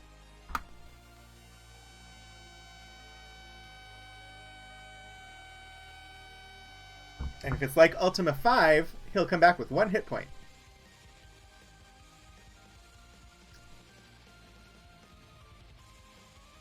Nope, comes back with 0 hit points, but he's alive and not dead.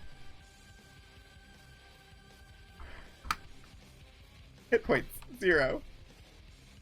No gold. Alrighty. Well, he might die again. Now I know I should have more gold than that so that I can resurrect and heal. Ooh, spells. Spells. Can I cast spells? With my cleric? Does he have any spells to cast? Status on blue.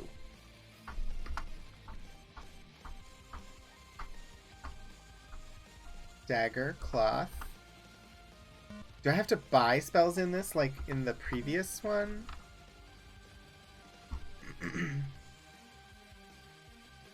Secrets of Caesarea, Guide to the Realm,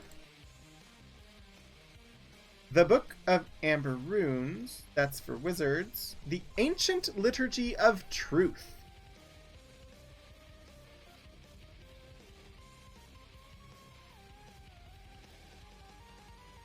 Let's look at the Cleric Spellbook. Know ye that the Ancient Liturgy of Truth hath been in the care of our sect for 3,000 years. Never through the passing of each generation hath our sacred custodianship been betrayed. We now enjoin thee, guard well the secrets held within these pages, for thee they shall be an immeasurable blessing, but if they are revealed to one of the unenlightened, great harm could befall him.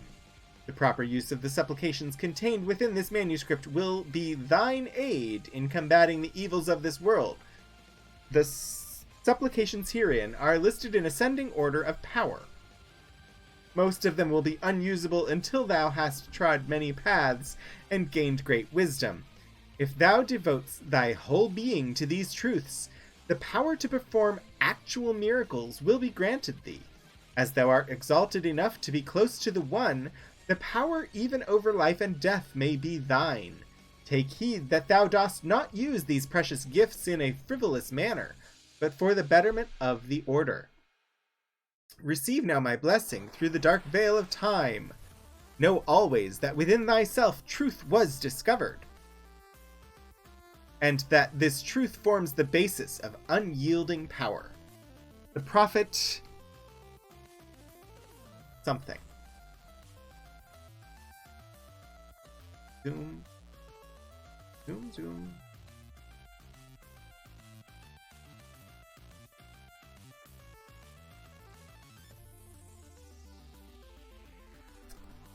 The prophet Alizar Canon. Alizar Canon. Alright. A. Pontori. Evil takes many forms throughout Caesarea, and some of the most evil are the undead. Alright, that's not going to help us here. Apar Unam. Often the chest which thou shalt find. That's to unlock or disarm traps. Sanctu. Thy powers for healing will be often needed. The healing of minor wounds can be accomplished with the simple supplication. Through the channel which thy selfless devotion creates in thee, truth and forces of good can act directly in this world. Merely lay hands upon one who is to be healed, and his wounds will be mended beneath thy touch. In the beginning thine ability will be limited, but with thine other powers, thy capacity to act as a healer will grow and be strengthened by experience. Alright. Spells. Apar Unam. B. Costs 5 points. Let's give it a try. Cast magic missile at the darkness. Darkness has immunity to force damage. Wait, what? Effective magic can sometimes be difficult to locate. Let's see. Apar Unam. I have 15 magic points. I should be able to do the healing once I figure out how to cast a spell. Cast by Lou. Cleric spell. Apar Unam. Failed? What do you mean failed?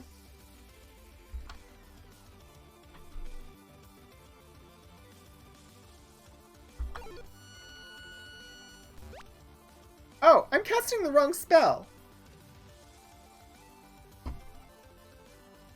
That's why it failed.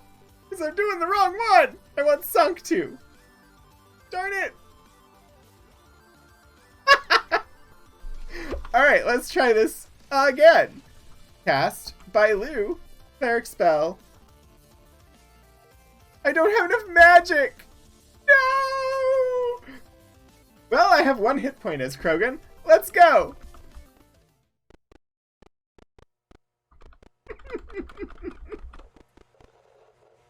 Fighter, thief, cleric. Okay. We're doing good. We're doing real good. Real good. I'm up to 3 hit points. I'm back up to 15 magic points. Alright, cast. By Lou. Cleric spell. Sanctu. On Krogan. 21 hit points. Cast. Cleric spell. Too low. Alright.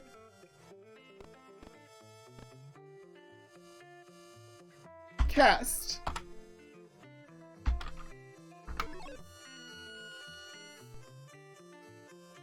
Alright. Oh, good. We're fighting against a thief. This is fine. This is actually fine. We're finally in a fight that we're equipped for.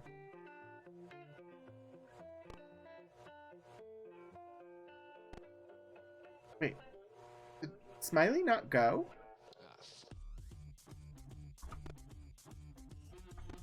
I'm too slow.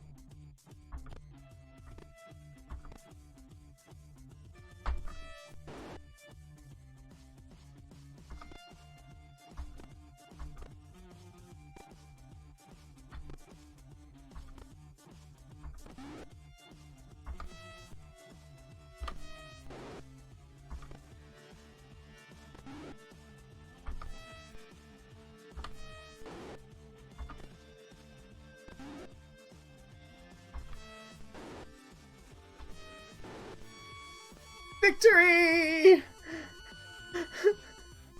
Huzzah! Get chest. Player to search. Smiley. 48 gold. We have succeeded in a fight without dying. We're doing so much better now.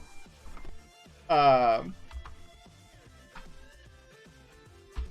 continue to heal Krogan as we are able.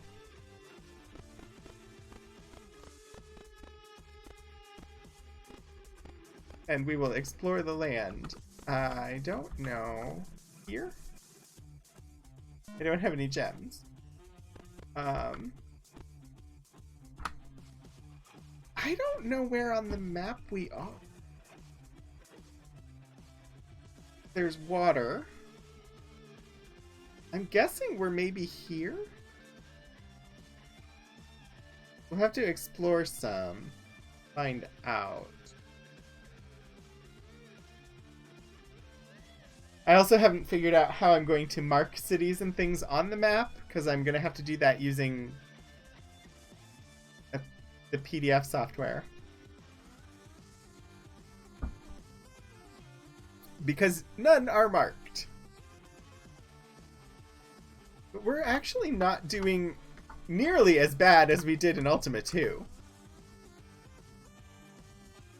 And these game mechanics feel really familiar from, like, Ultima 5. Oh, is that a dungeon? Should I go in the dungeon? Let's save. 7,955 moves. Enter the dungeon. Oh dear. Light? How do I light a torch? Not being dead is progress, yes. Light. It's I. Ignite. I don't think I have any torches, but we'll try anyway. Yeah, I have no torches. Ignite.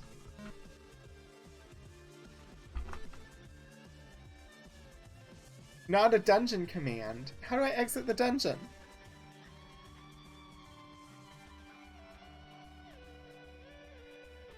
Uh-oh. Mount or leave frigate. Wear armor. Volume. Unlock. Transact. Steal. How do I leave the dungeon? Climb. Climb. We are not prepared to go into dungeons yet. I have no torches.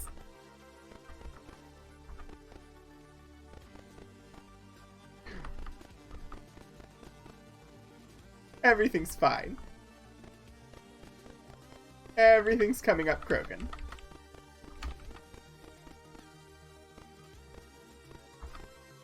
Let's stop and heal.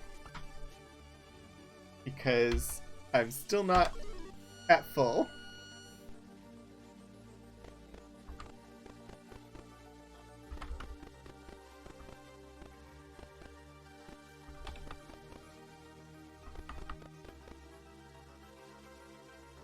Where are we on the map? Water. Are we here now? Maybe?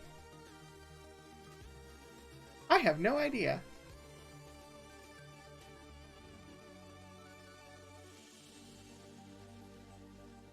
Top left. Oh, yeah. Did we start top right? Have we crossed the entire world?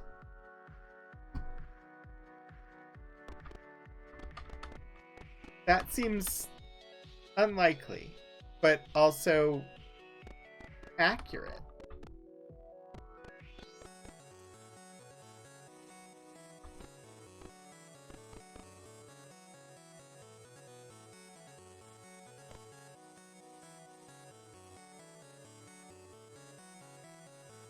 No, we are not. We are lower right.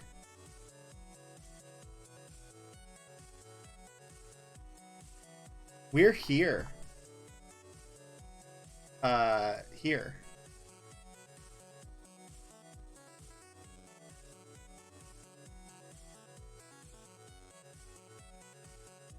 View. Oh. I'm also losing food while I do this.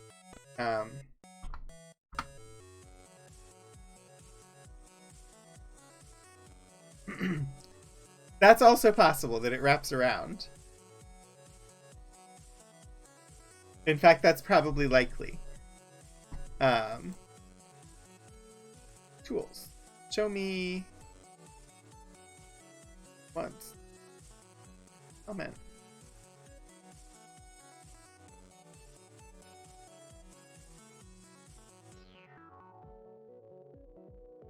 Comment. Open.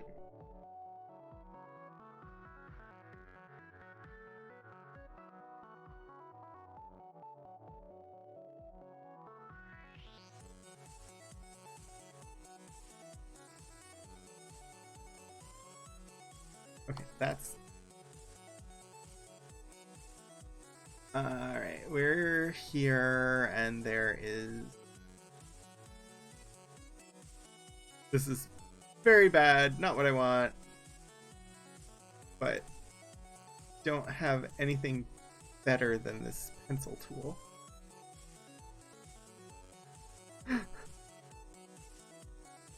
For the moment. I will come up with a better solution. But for now, marking that there are 2 little towns. And that's the best I can mark at the moment.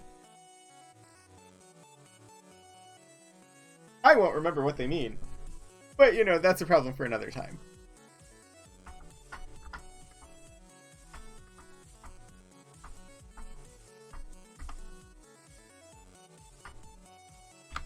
Let us enter. Montour East. I'm guessing the other one is Montour West.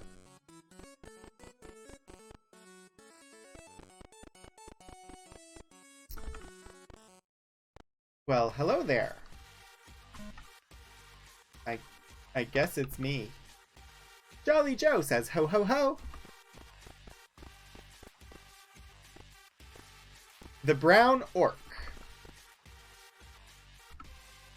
Exotics are useful. Well, we already know that only with exotic arms can you win. So I assumed they were useful. Marks are useful.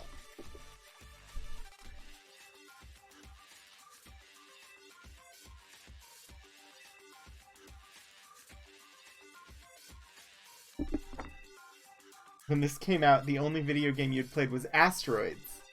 You didn't get to play an Ultima game until sometime in the late 80s. This was... Ultima 5 was my bread and butter. That was the game that I played all the time as a kid.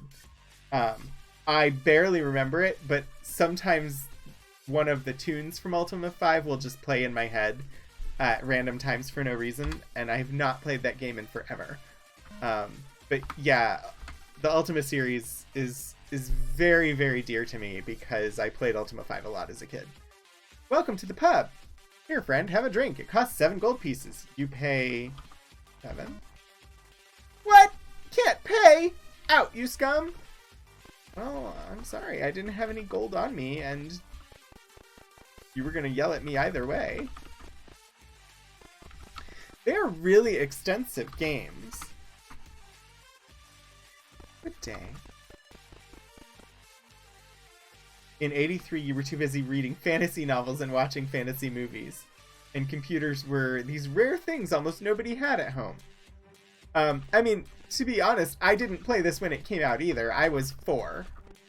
So, but I definitely played Ultima 5 when I was a little bit older.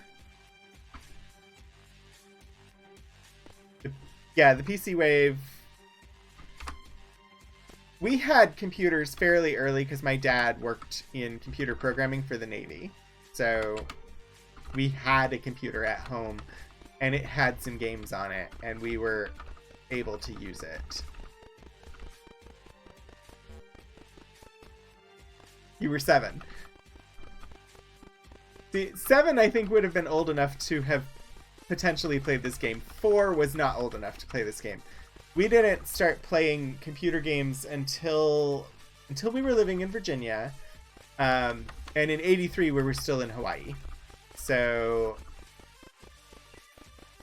yeah, the only reason my brain can retain those facts is because '83 is the year my younger brother was born. So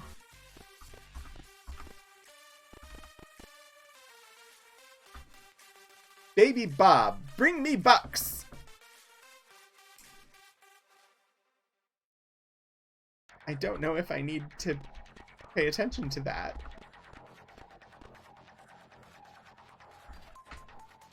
Cards are useful.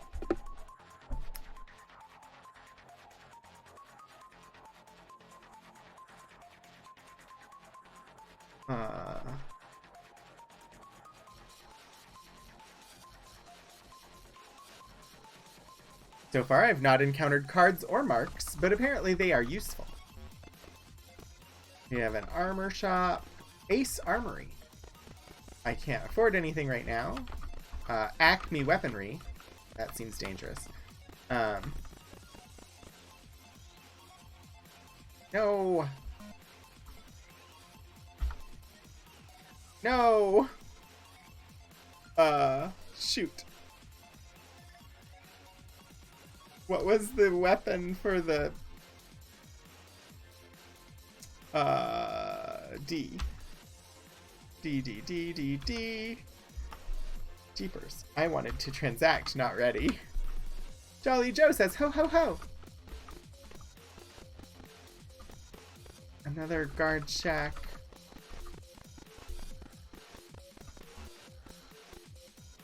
Ooh.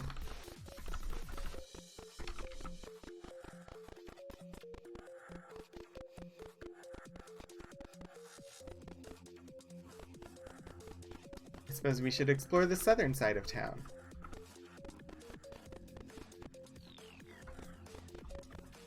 Another guard tower.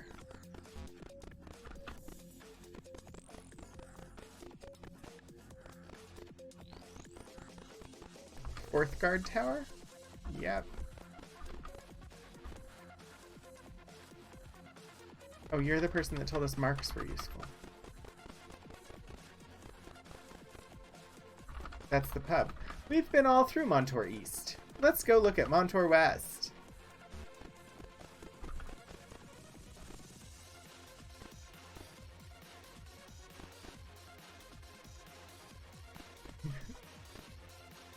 Oh, so I never had a Commodore 64. I have one at work now. Insert cards into panels. That seems important to jot down. 1 second.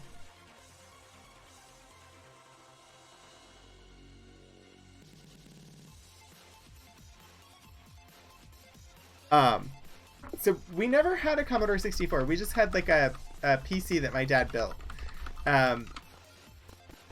Until 88 or so. I got my hands on my very first Commodore 64 at work. Because somebody donated one to the archives. But sadly, I've not been able to actually power it on. Because something is wrong with one of the components on the motherboard, and it will not power on. I've tried replacing the power supply. I've checked that the fuse is working properly, but there's got to be a component on the board itself, so we'll have to send it out for repair. But it has the tape deck, and it has the joystick, and it has all of that stuff. I've just never actually gotten to turn it on, which means that we also haven't processed it, and it's not available to the public to be able to actually like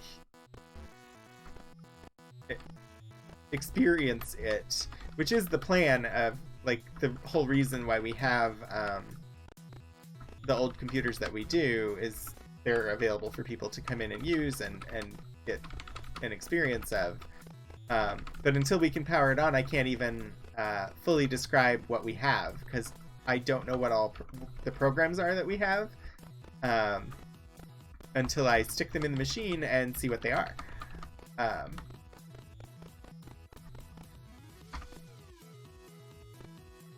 Amiga 500.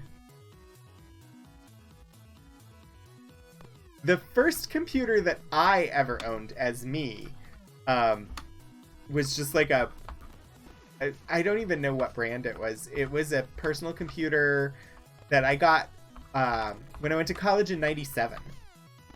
Before that, they were all family computers.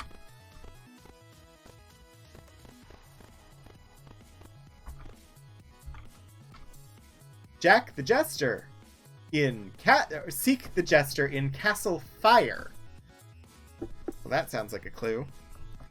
Seek the Jester in Castle Fire. Yeah, and when I went to college in '97, that was the first time I ever used Microsoft Word. I had, like, we had WordPerfect. We had, I knew all the keyboard commands for WordPerfect. That's what I used for all of, like, the computer processing word processing that I had to do before college. But then in college, they required us to use Microsoft Word. And I even had a class, I think it was my freshman year in college, where they wanted us to, like, our final paper, we had to submit it on a 3.5-inch floppy disk in Microsoft Word format. And I had to, even though I had a computer of my own, I had to go to the computer lab to do my paper because I didn't have Microsoft Word. And so I had to take a disk and go to the computer lab on campus in order to actually do my homework. And our email, my first year in college, couldn't be accessed on a personal computer. There were a couple of computers on campus where you could go to actually access the email system. And so, like, in the student center, there were 2 computers that you could log into to access your email. And that was, like, the only program that they ran was the email program.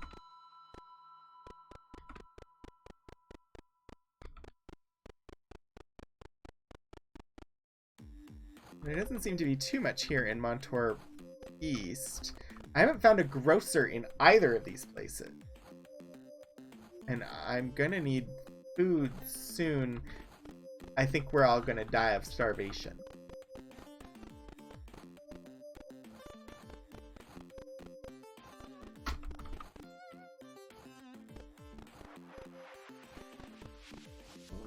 You're in the woods. Oh, what was that? That didn't seem like something I wanted to see. Gone, though. You died of dysentery. Apparently there's an updated version of Oregon Trail that is supposed to have made some changes to be more accurate in its representation of Indigenous people. I have not taken a look at this myself. There's also a game similar to Oregon Trail that was put together by Indigenous creators to be a similar game, but from the Indigenous people's perspective.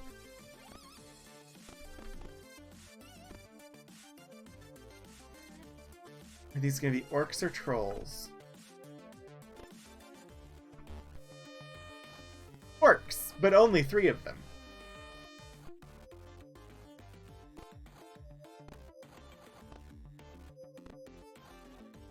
Oh, they got out of the way of my ranged weapon.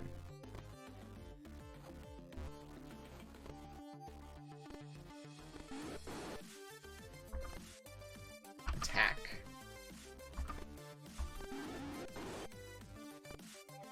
Attack.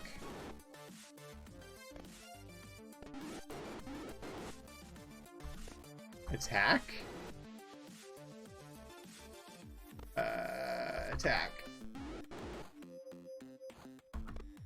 Attack.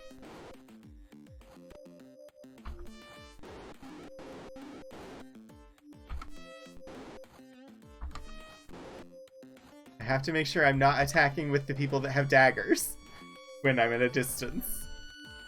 Victory! Okay. Get chest. Player to search. I want Krogan? Bomb! I need to figure out how to disarm the traps before doing that, but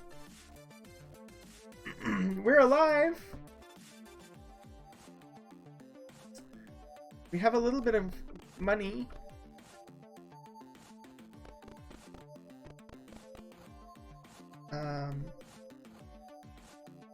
We're in this area here. No, we're in this area. I don't know where the heck we are.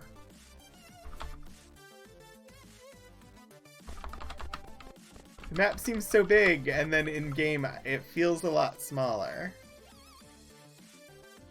Mountains below me. If I go up... Aha! I did know where I was. Oh.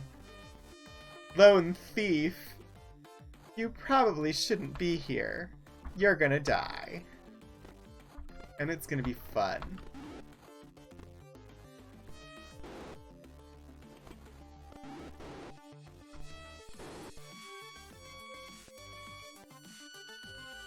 Gianna Sister. German knockoff of Super Mario with amazing music and higher difficulty. Yeah, I'd not heard of that one. Cast. Cleric spell B. 62 gold and a mace. Ooh, ready for player 4, the mace.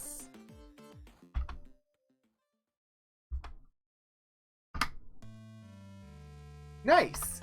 Okay, let's see if we can get some food. There's a grocer in town. I know there is. I don't remember where they are, but we can find them before we die of starvation.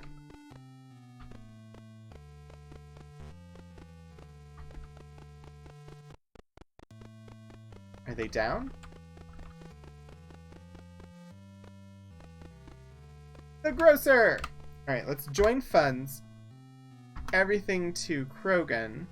How much money do we have? 193 gold, which would allow us to buy 193 units of food. I know there's a command to reallocate resources. Attack,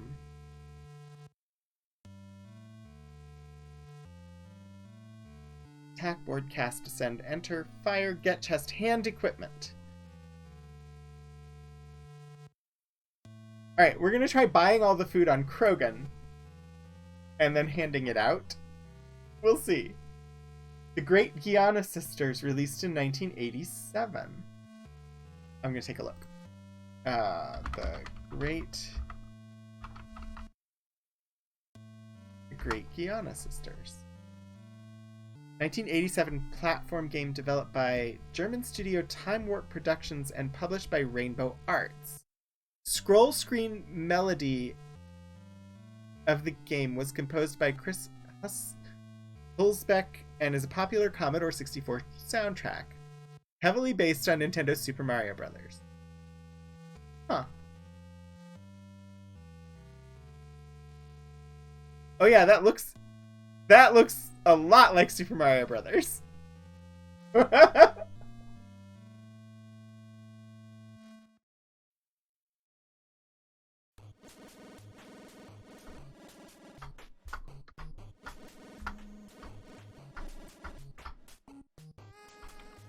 Act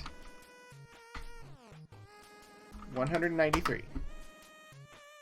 Okay. see if I can do this. Wrong. Hand equipment.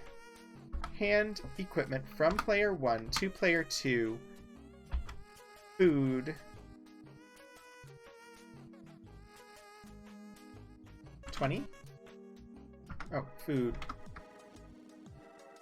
Hand equipment from player 1 to player 3. Food.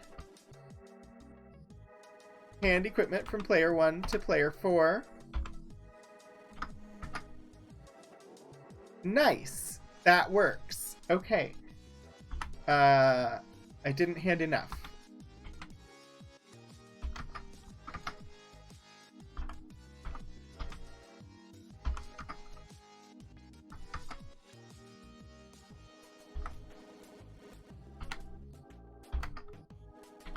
That's what I wanted. Hand from 1 to 4. Food, 20. I have fed people. Yay! There's a symphonic orchestral version on YouTube that's spectacular.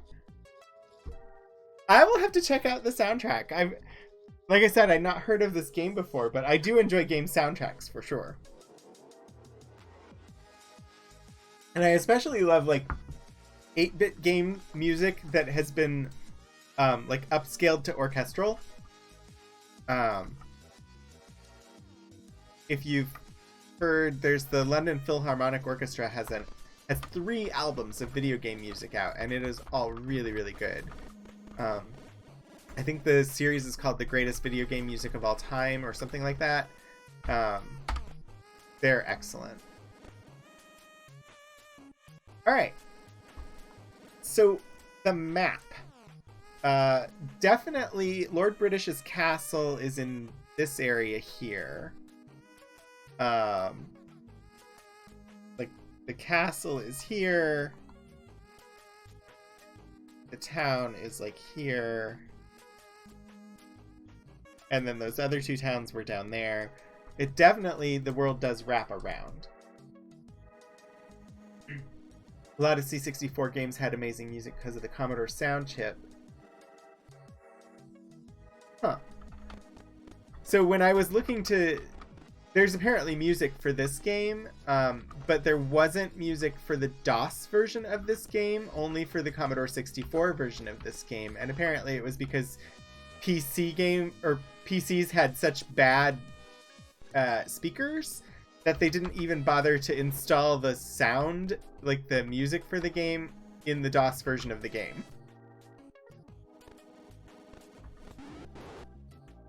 So there's a patch I can install to add the music, which I will look into doing after I'm done streaming. Because I was not aware that there was music for this game.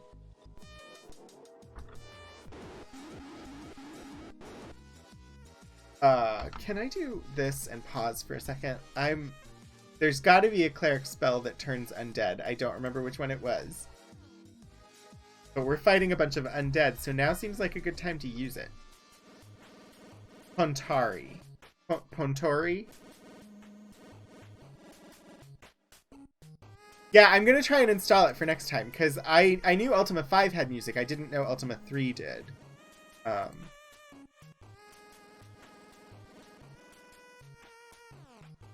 Pontori. Evil takes many forms. Formidable opponents. Raise thy ankh of truth before them. If thou dost stand strong, evil shall be dispelled from their beings, and only their rotting corpses shall remain. Okay, so next time we get around to Lou, I will try casting Pontori, which is cleric spell A.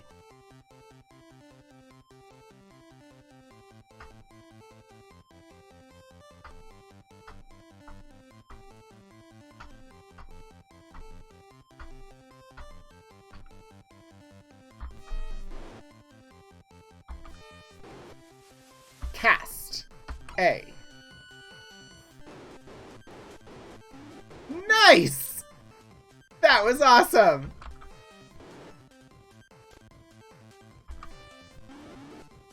Honestly, I should have just cast it again. Cast? A. Failed. Darn.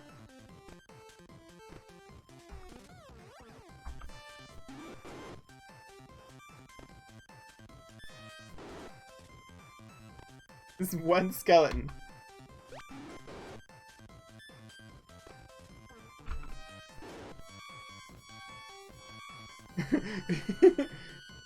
Well, and it wasn't just turn undead, it killed them all. Cast Apar Unum.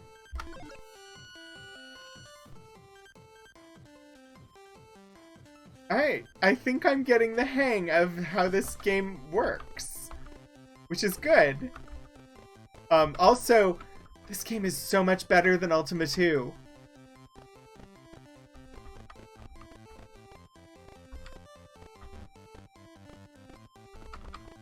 Like, already this game is just leagues better than Ultima 2. There's another town up there.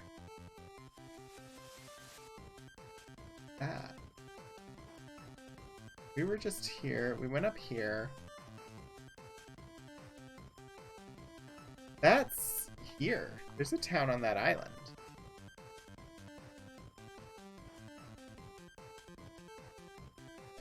I know the way I'm noting towns is horrible and awful and not great, and it's fine. Like, I'm just putting red dots, and it's silly. But that's what I got.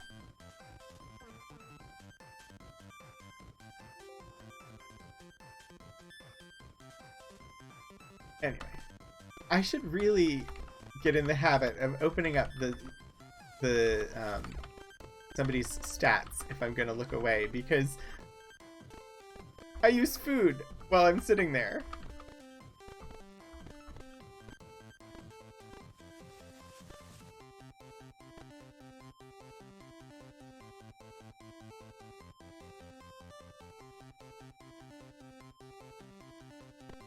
I mean, it is true that I'm not fighting whatever that was in the water. Just from Ultima 1 to Ultima 3, like, there's a drastic difference in the game. Like, the graphics are basically identical, but the gameplay itself, this is significantly better.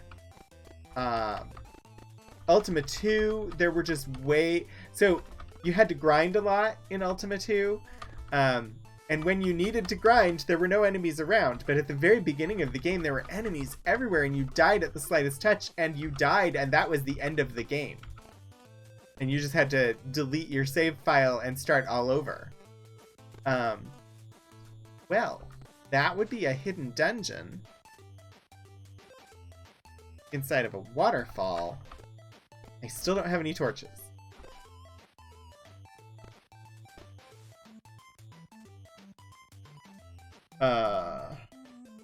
Right. I'm gonna mark a thing there for that. 500 and Outrun. I don't think I'm familiar with either of those, but 3D graphics in video games. Yeah. There is a lot of very quick advancement in video game technology. And just the look of the games evolves really, really quickly. I wonder if I'm missing because I'm using a sling at short range.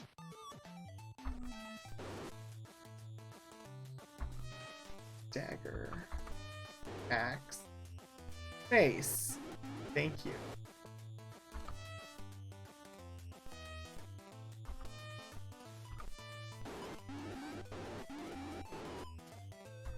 I mean, the bones of 1 and 2 are present in this, but the evolution of the game, this has the beginning elements of what becomes like standard fantasy RPG video game structure in like once you get into Final Fantasy. This has the bones of essentially how Final Fantasy functions. You've got the overworld map, and then you've got a separate screen for the fight encounter. It's really interesting. What is the command that I can use for a thief to actually try to unlock one of these? Get chest. Ooh, we'll search for traps, open the chest, and acquire content. I'm gonna try it. Works. Spy Hunter was a scroll-up game. Outrun was a game where you drive down California coastal road.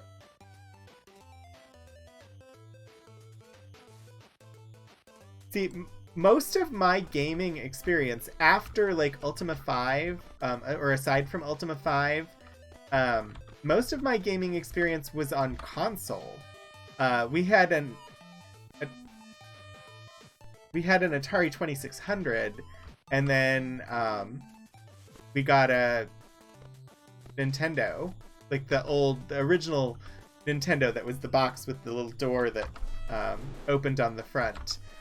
And from then on, like, we had the NES, and then we had the Super Nintendo. I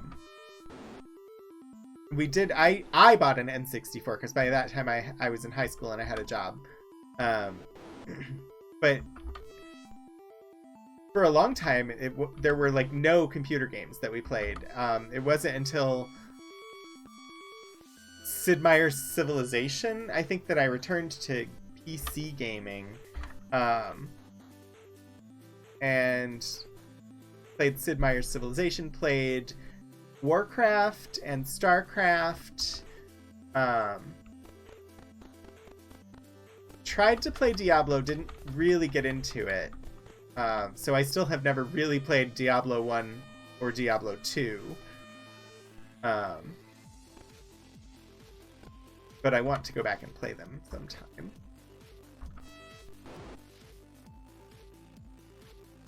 Oh, Rykar, thank you for stopping by. We'll be wrapping up here in just a little bit. But it's always good to see you. And yeah, I hope to see you for one of my future streams. See you later.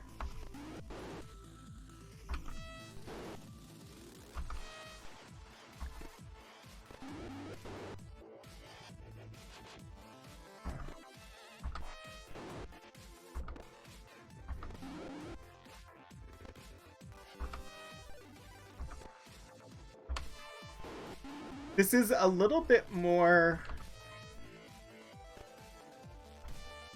complicated because I'm controlling 4 characters now instead of 1.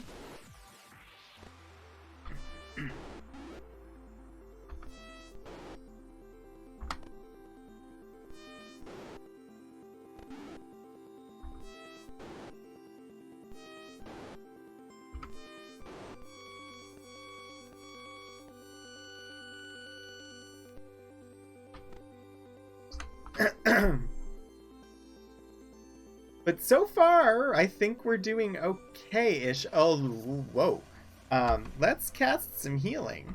Cleric spell sunk to on Smiley, please. No, on Sid. Because Sid was down to 1 hit point. Our dwarven fighter. How much money do we have now? 85 gold.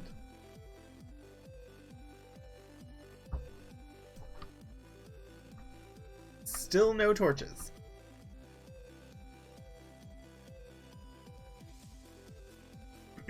Yeah. Atari 2600, that was the first console that we had. We had the ET game.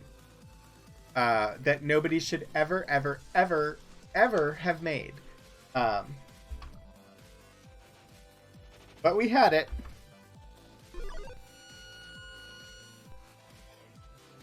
And every once in a while, I would try playing it. What else did we have? We had a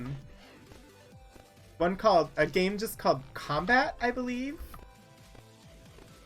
where you had each of you controlled a tank and were trying to shoot at each other, or there was another version in it that you were on airplanes.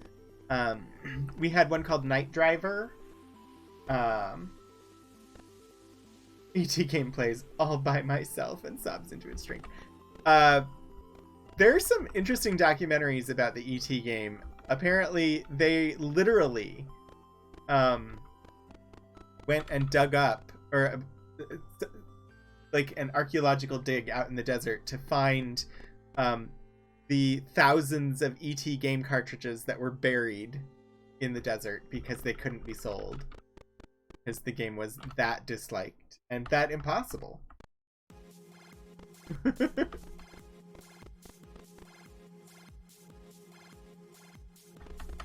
don't know. I feel like the economy of this game is causing me problems. I'm running out of food, but I also have no gold.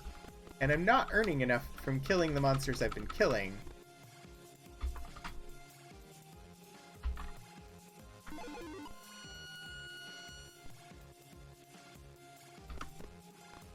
I mean, it should have been an amazing game, but it was unplayable.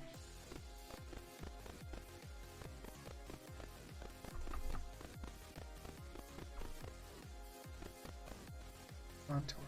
Don't need to go to Montor. They don't even sell food.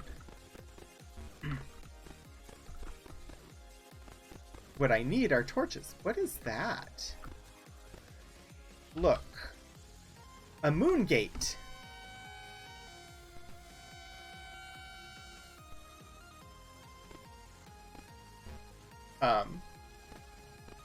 Well, that was... Now what? So those are similar to the time portals from the first, or from the second game.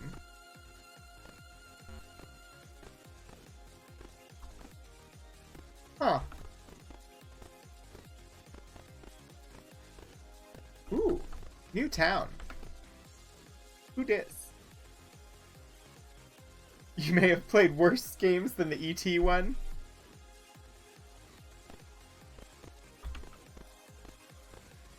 Devil Guard? Is this a place I should be? Are they gonna attack me? It said good day.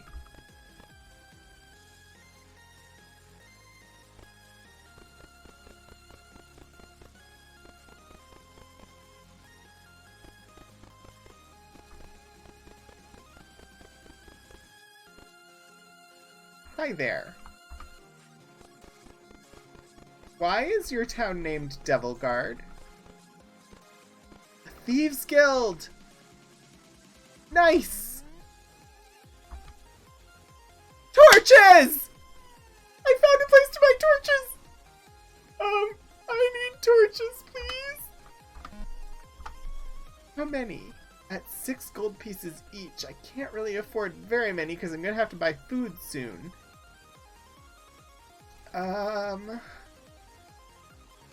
Three? No.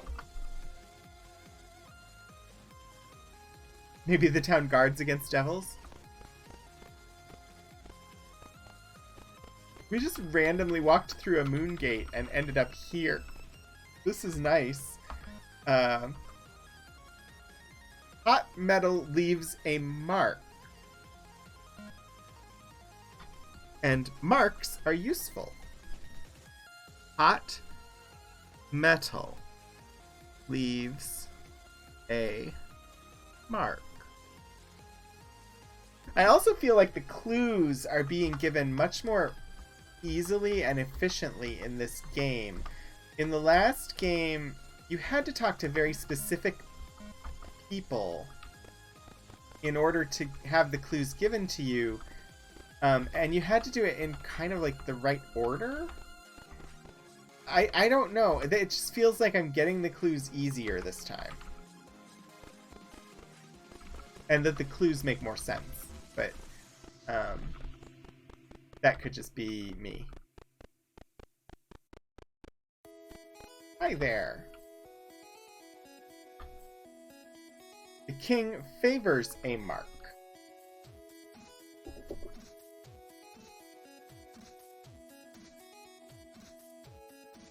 Favors a mark.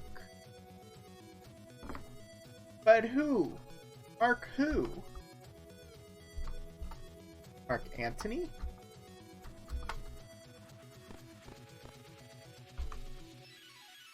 A mark helps invoke the snake.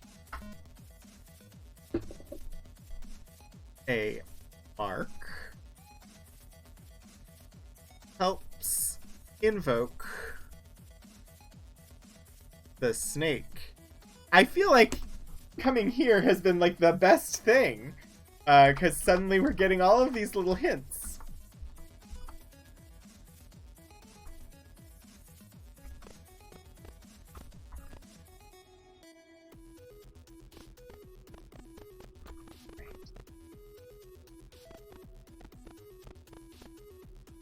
Grog shop?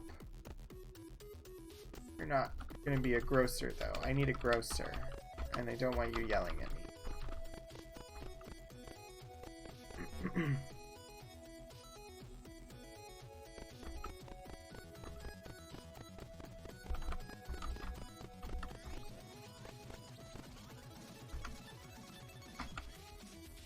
Seek ye the Dungeon of Fire.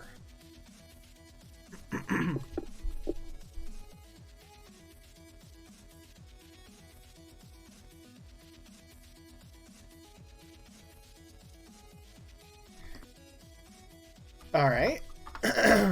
That seems like useful instruction. I don't think I'm ready for the Dungeon of Fire yet, personally, but it's on the list now. It's down here. Oh, we've been there.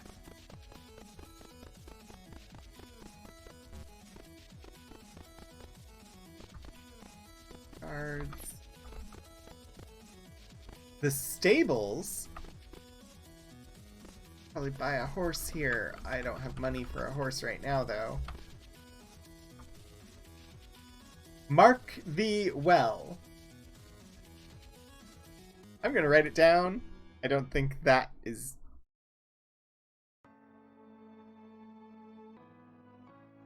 a particularly useful hint, but still, writing it down. Alright, I need groceries. 3 of my characters are about to die of starvation very soon.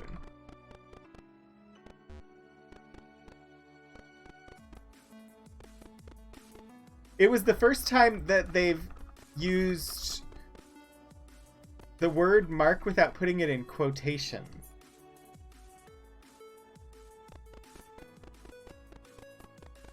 They've had single quotes around it every time except that time.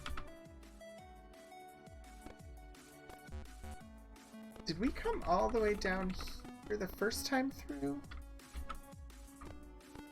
So unsure. Yes, we did. Okay.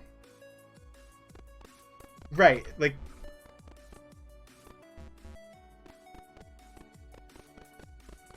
So, at this point, I don't know. Also, at this point, I need to leave this town. And go find a grocer.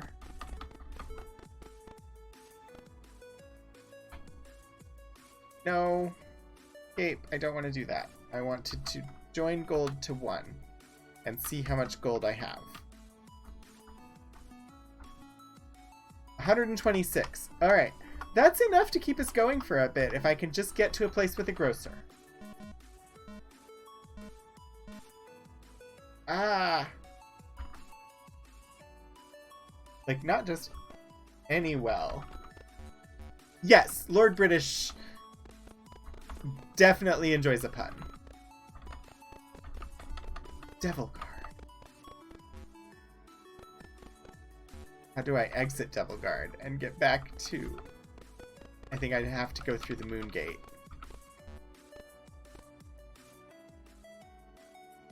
Will the Moon Gate appear if I'm sitting right next to it?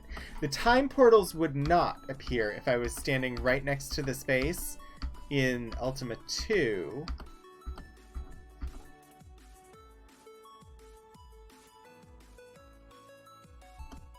It seems like the Moon Gate is not appearing. Let me try...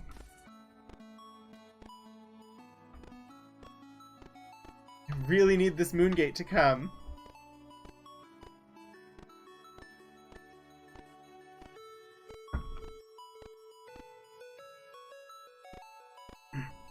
I mean, puns are just fun. Oh, shoot! I stepped away instead of going through the gate. Right. Alright.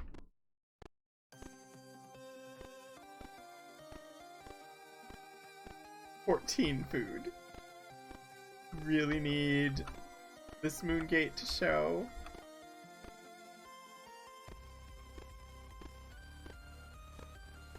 I also have no idea which phase of the moon I need.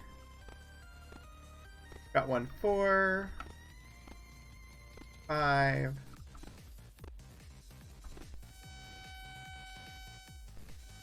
No! This is not where I wanted to go. Moon phases, moon phases. How do these moon gates work? Phases of the twin moons, Trammel and Felucia. Currently at 2-6.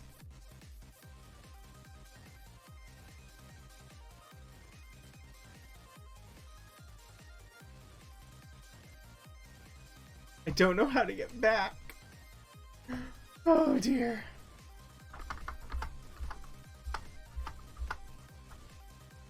Well, I think Sid, Smiley, and Lou are gonna die.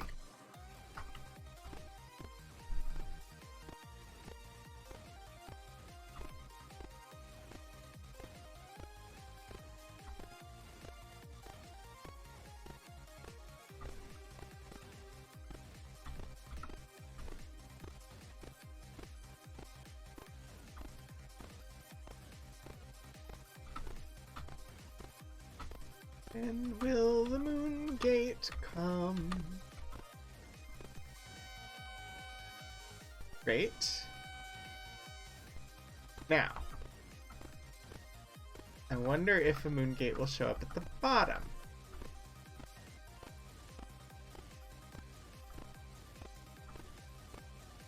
I really, like, if I was playing this just to play the game and not playing it on stream, I might look for a mod that would just take out food as a requirement.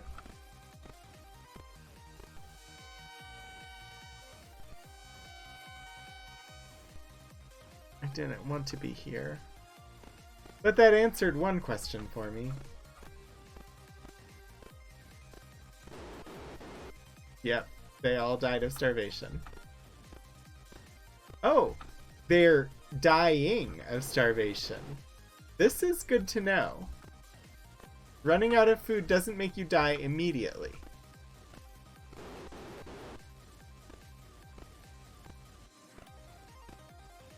Come on. Gate shows up at 6-2.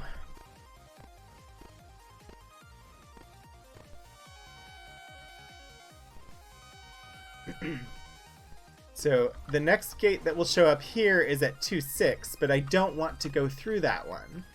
So I need to look for one that shows up at a different moon conjunction.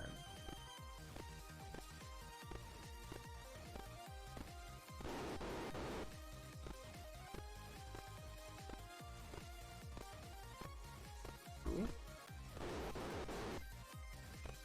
1-3. 1-4. 5. 2, 6. I don't want that gate. Where does it go at 2, 7?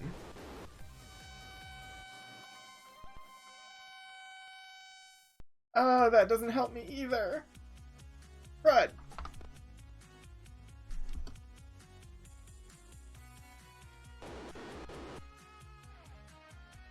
I'm gonna have to map these gates sometime when I have lots of food.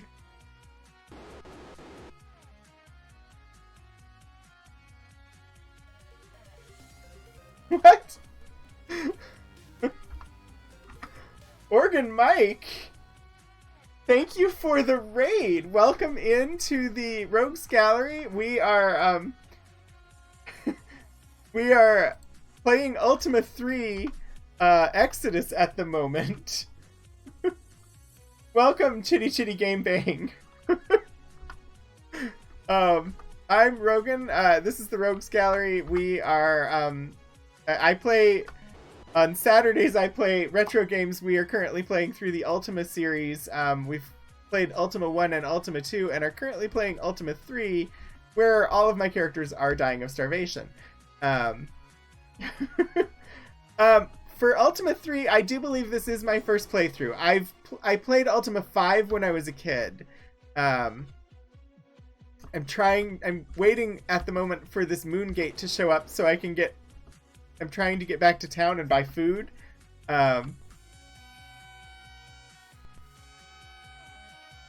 Well, that's not town.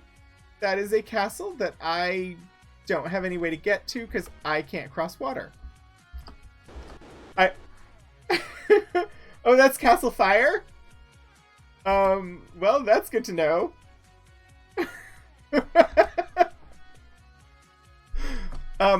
Every Saturday, from 3:30 to 6:30 p.m. Eastern time,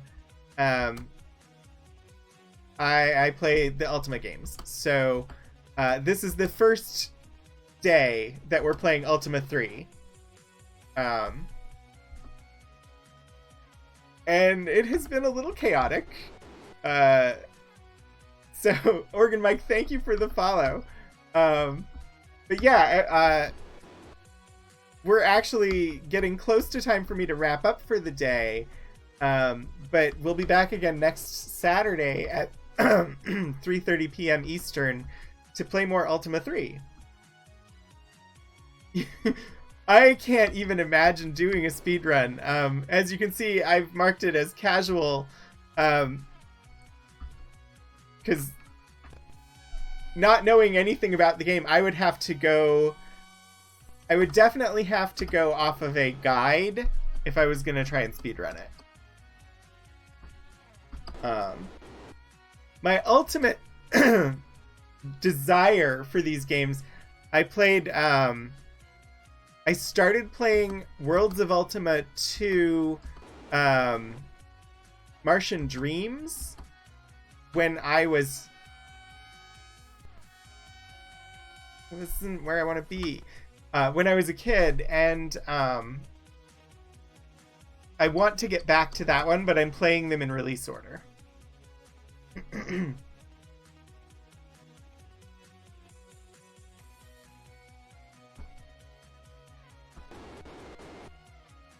And, you know, if these 3 characters die, it's okay. Krogan was my first character. The other 3 I started with are dead at the moment, and I would like to revive them. Yes, I've been to Devil Guard, but they didn't have a grocery.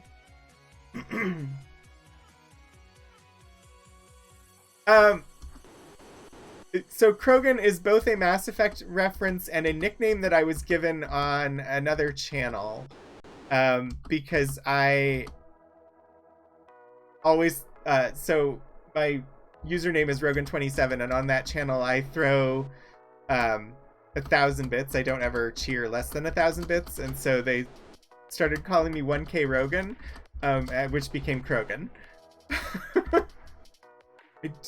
Do I want 6-2? I don't know. 6-2 takes me back to that little place.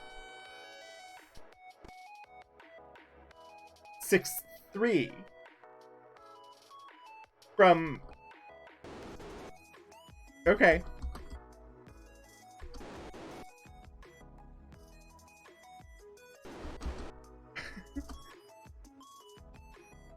Zero and 3 are mainland. Okay. This has been... I didn't know. I went into the Moongate and have identified a couple of patterns, but I've been struggling to find my way back. So this takes me to Devil's Guard. So I should look for 6-3. Pass some time here while my 3 characters have died. Which is okay if I can get 1. Oh, emote wall? Yeah. I enjoy it on other channels, so I put it in on mine.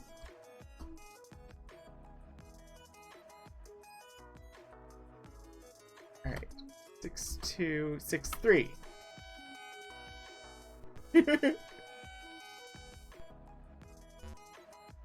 Okay. If I can find... No! How do I run from a battle? I have not figured that out yet.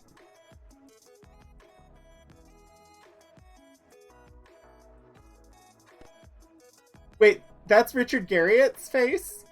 You can't run away. Well, then, Krogan is gonna die, and...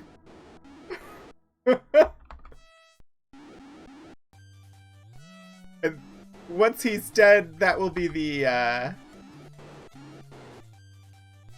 Oh, it's fine. I'm fine. He'll die, and then,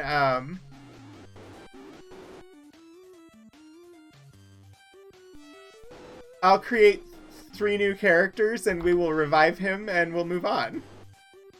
But that'll be for next time, because it is getting to the end of the stream.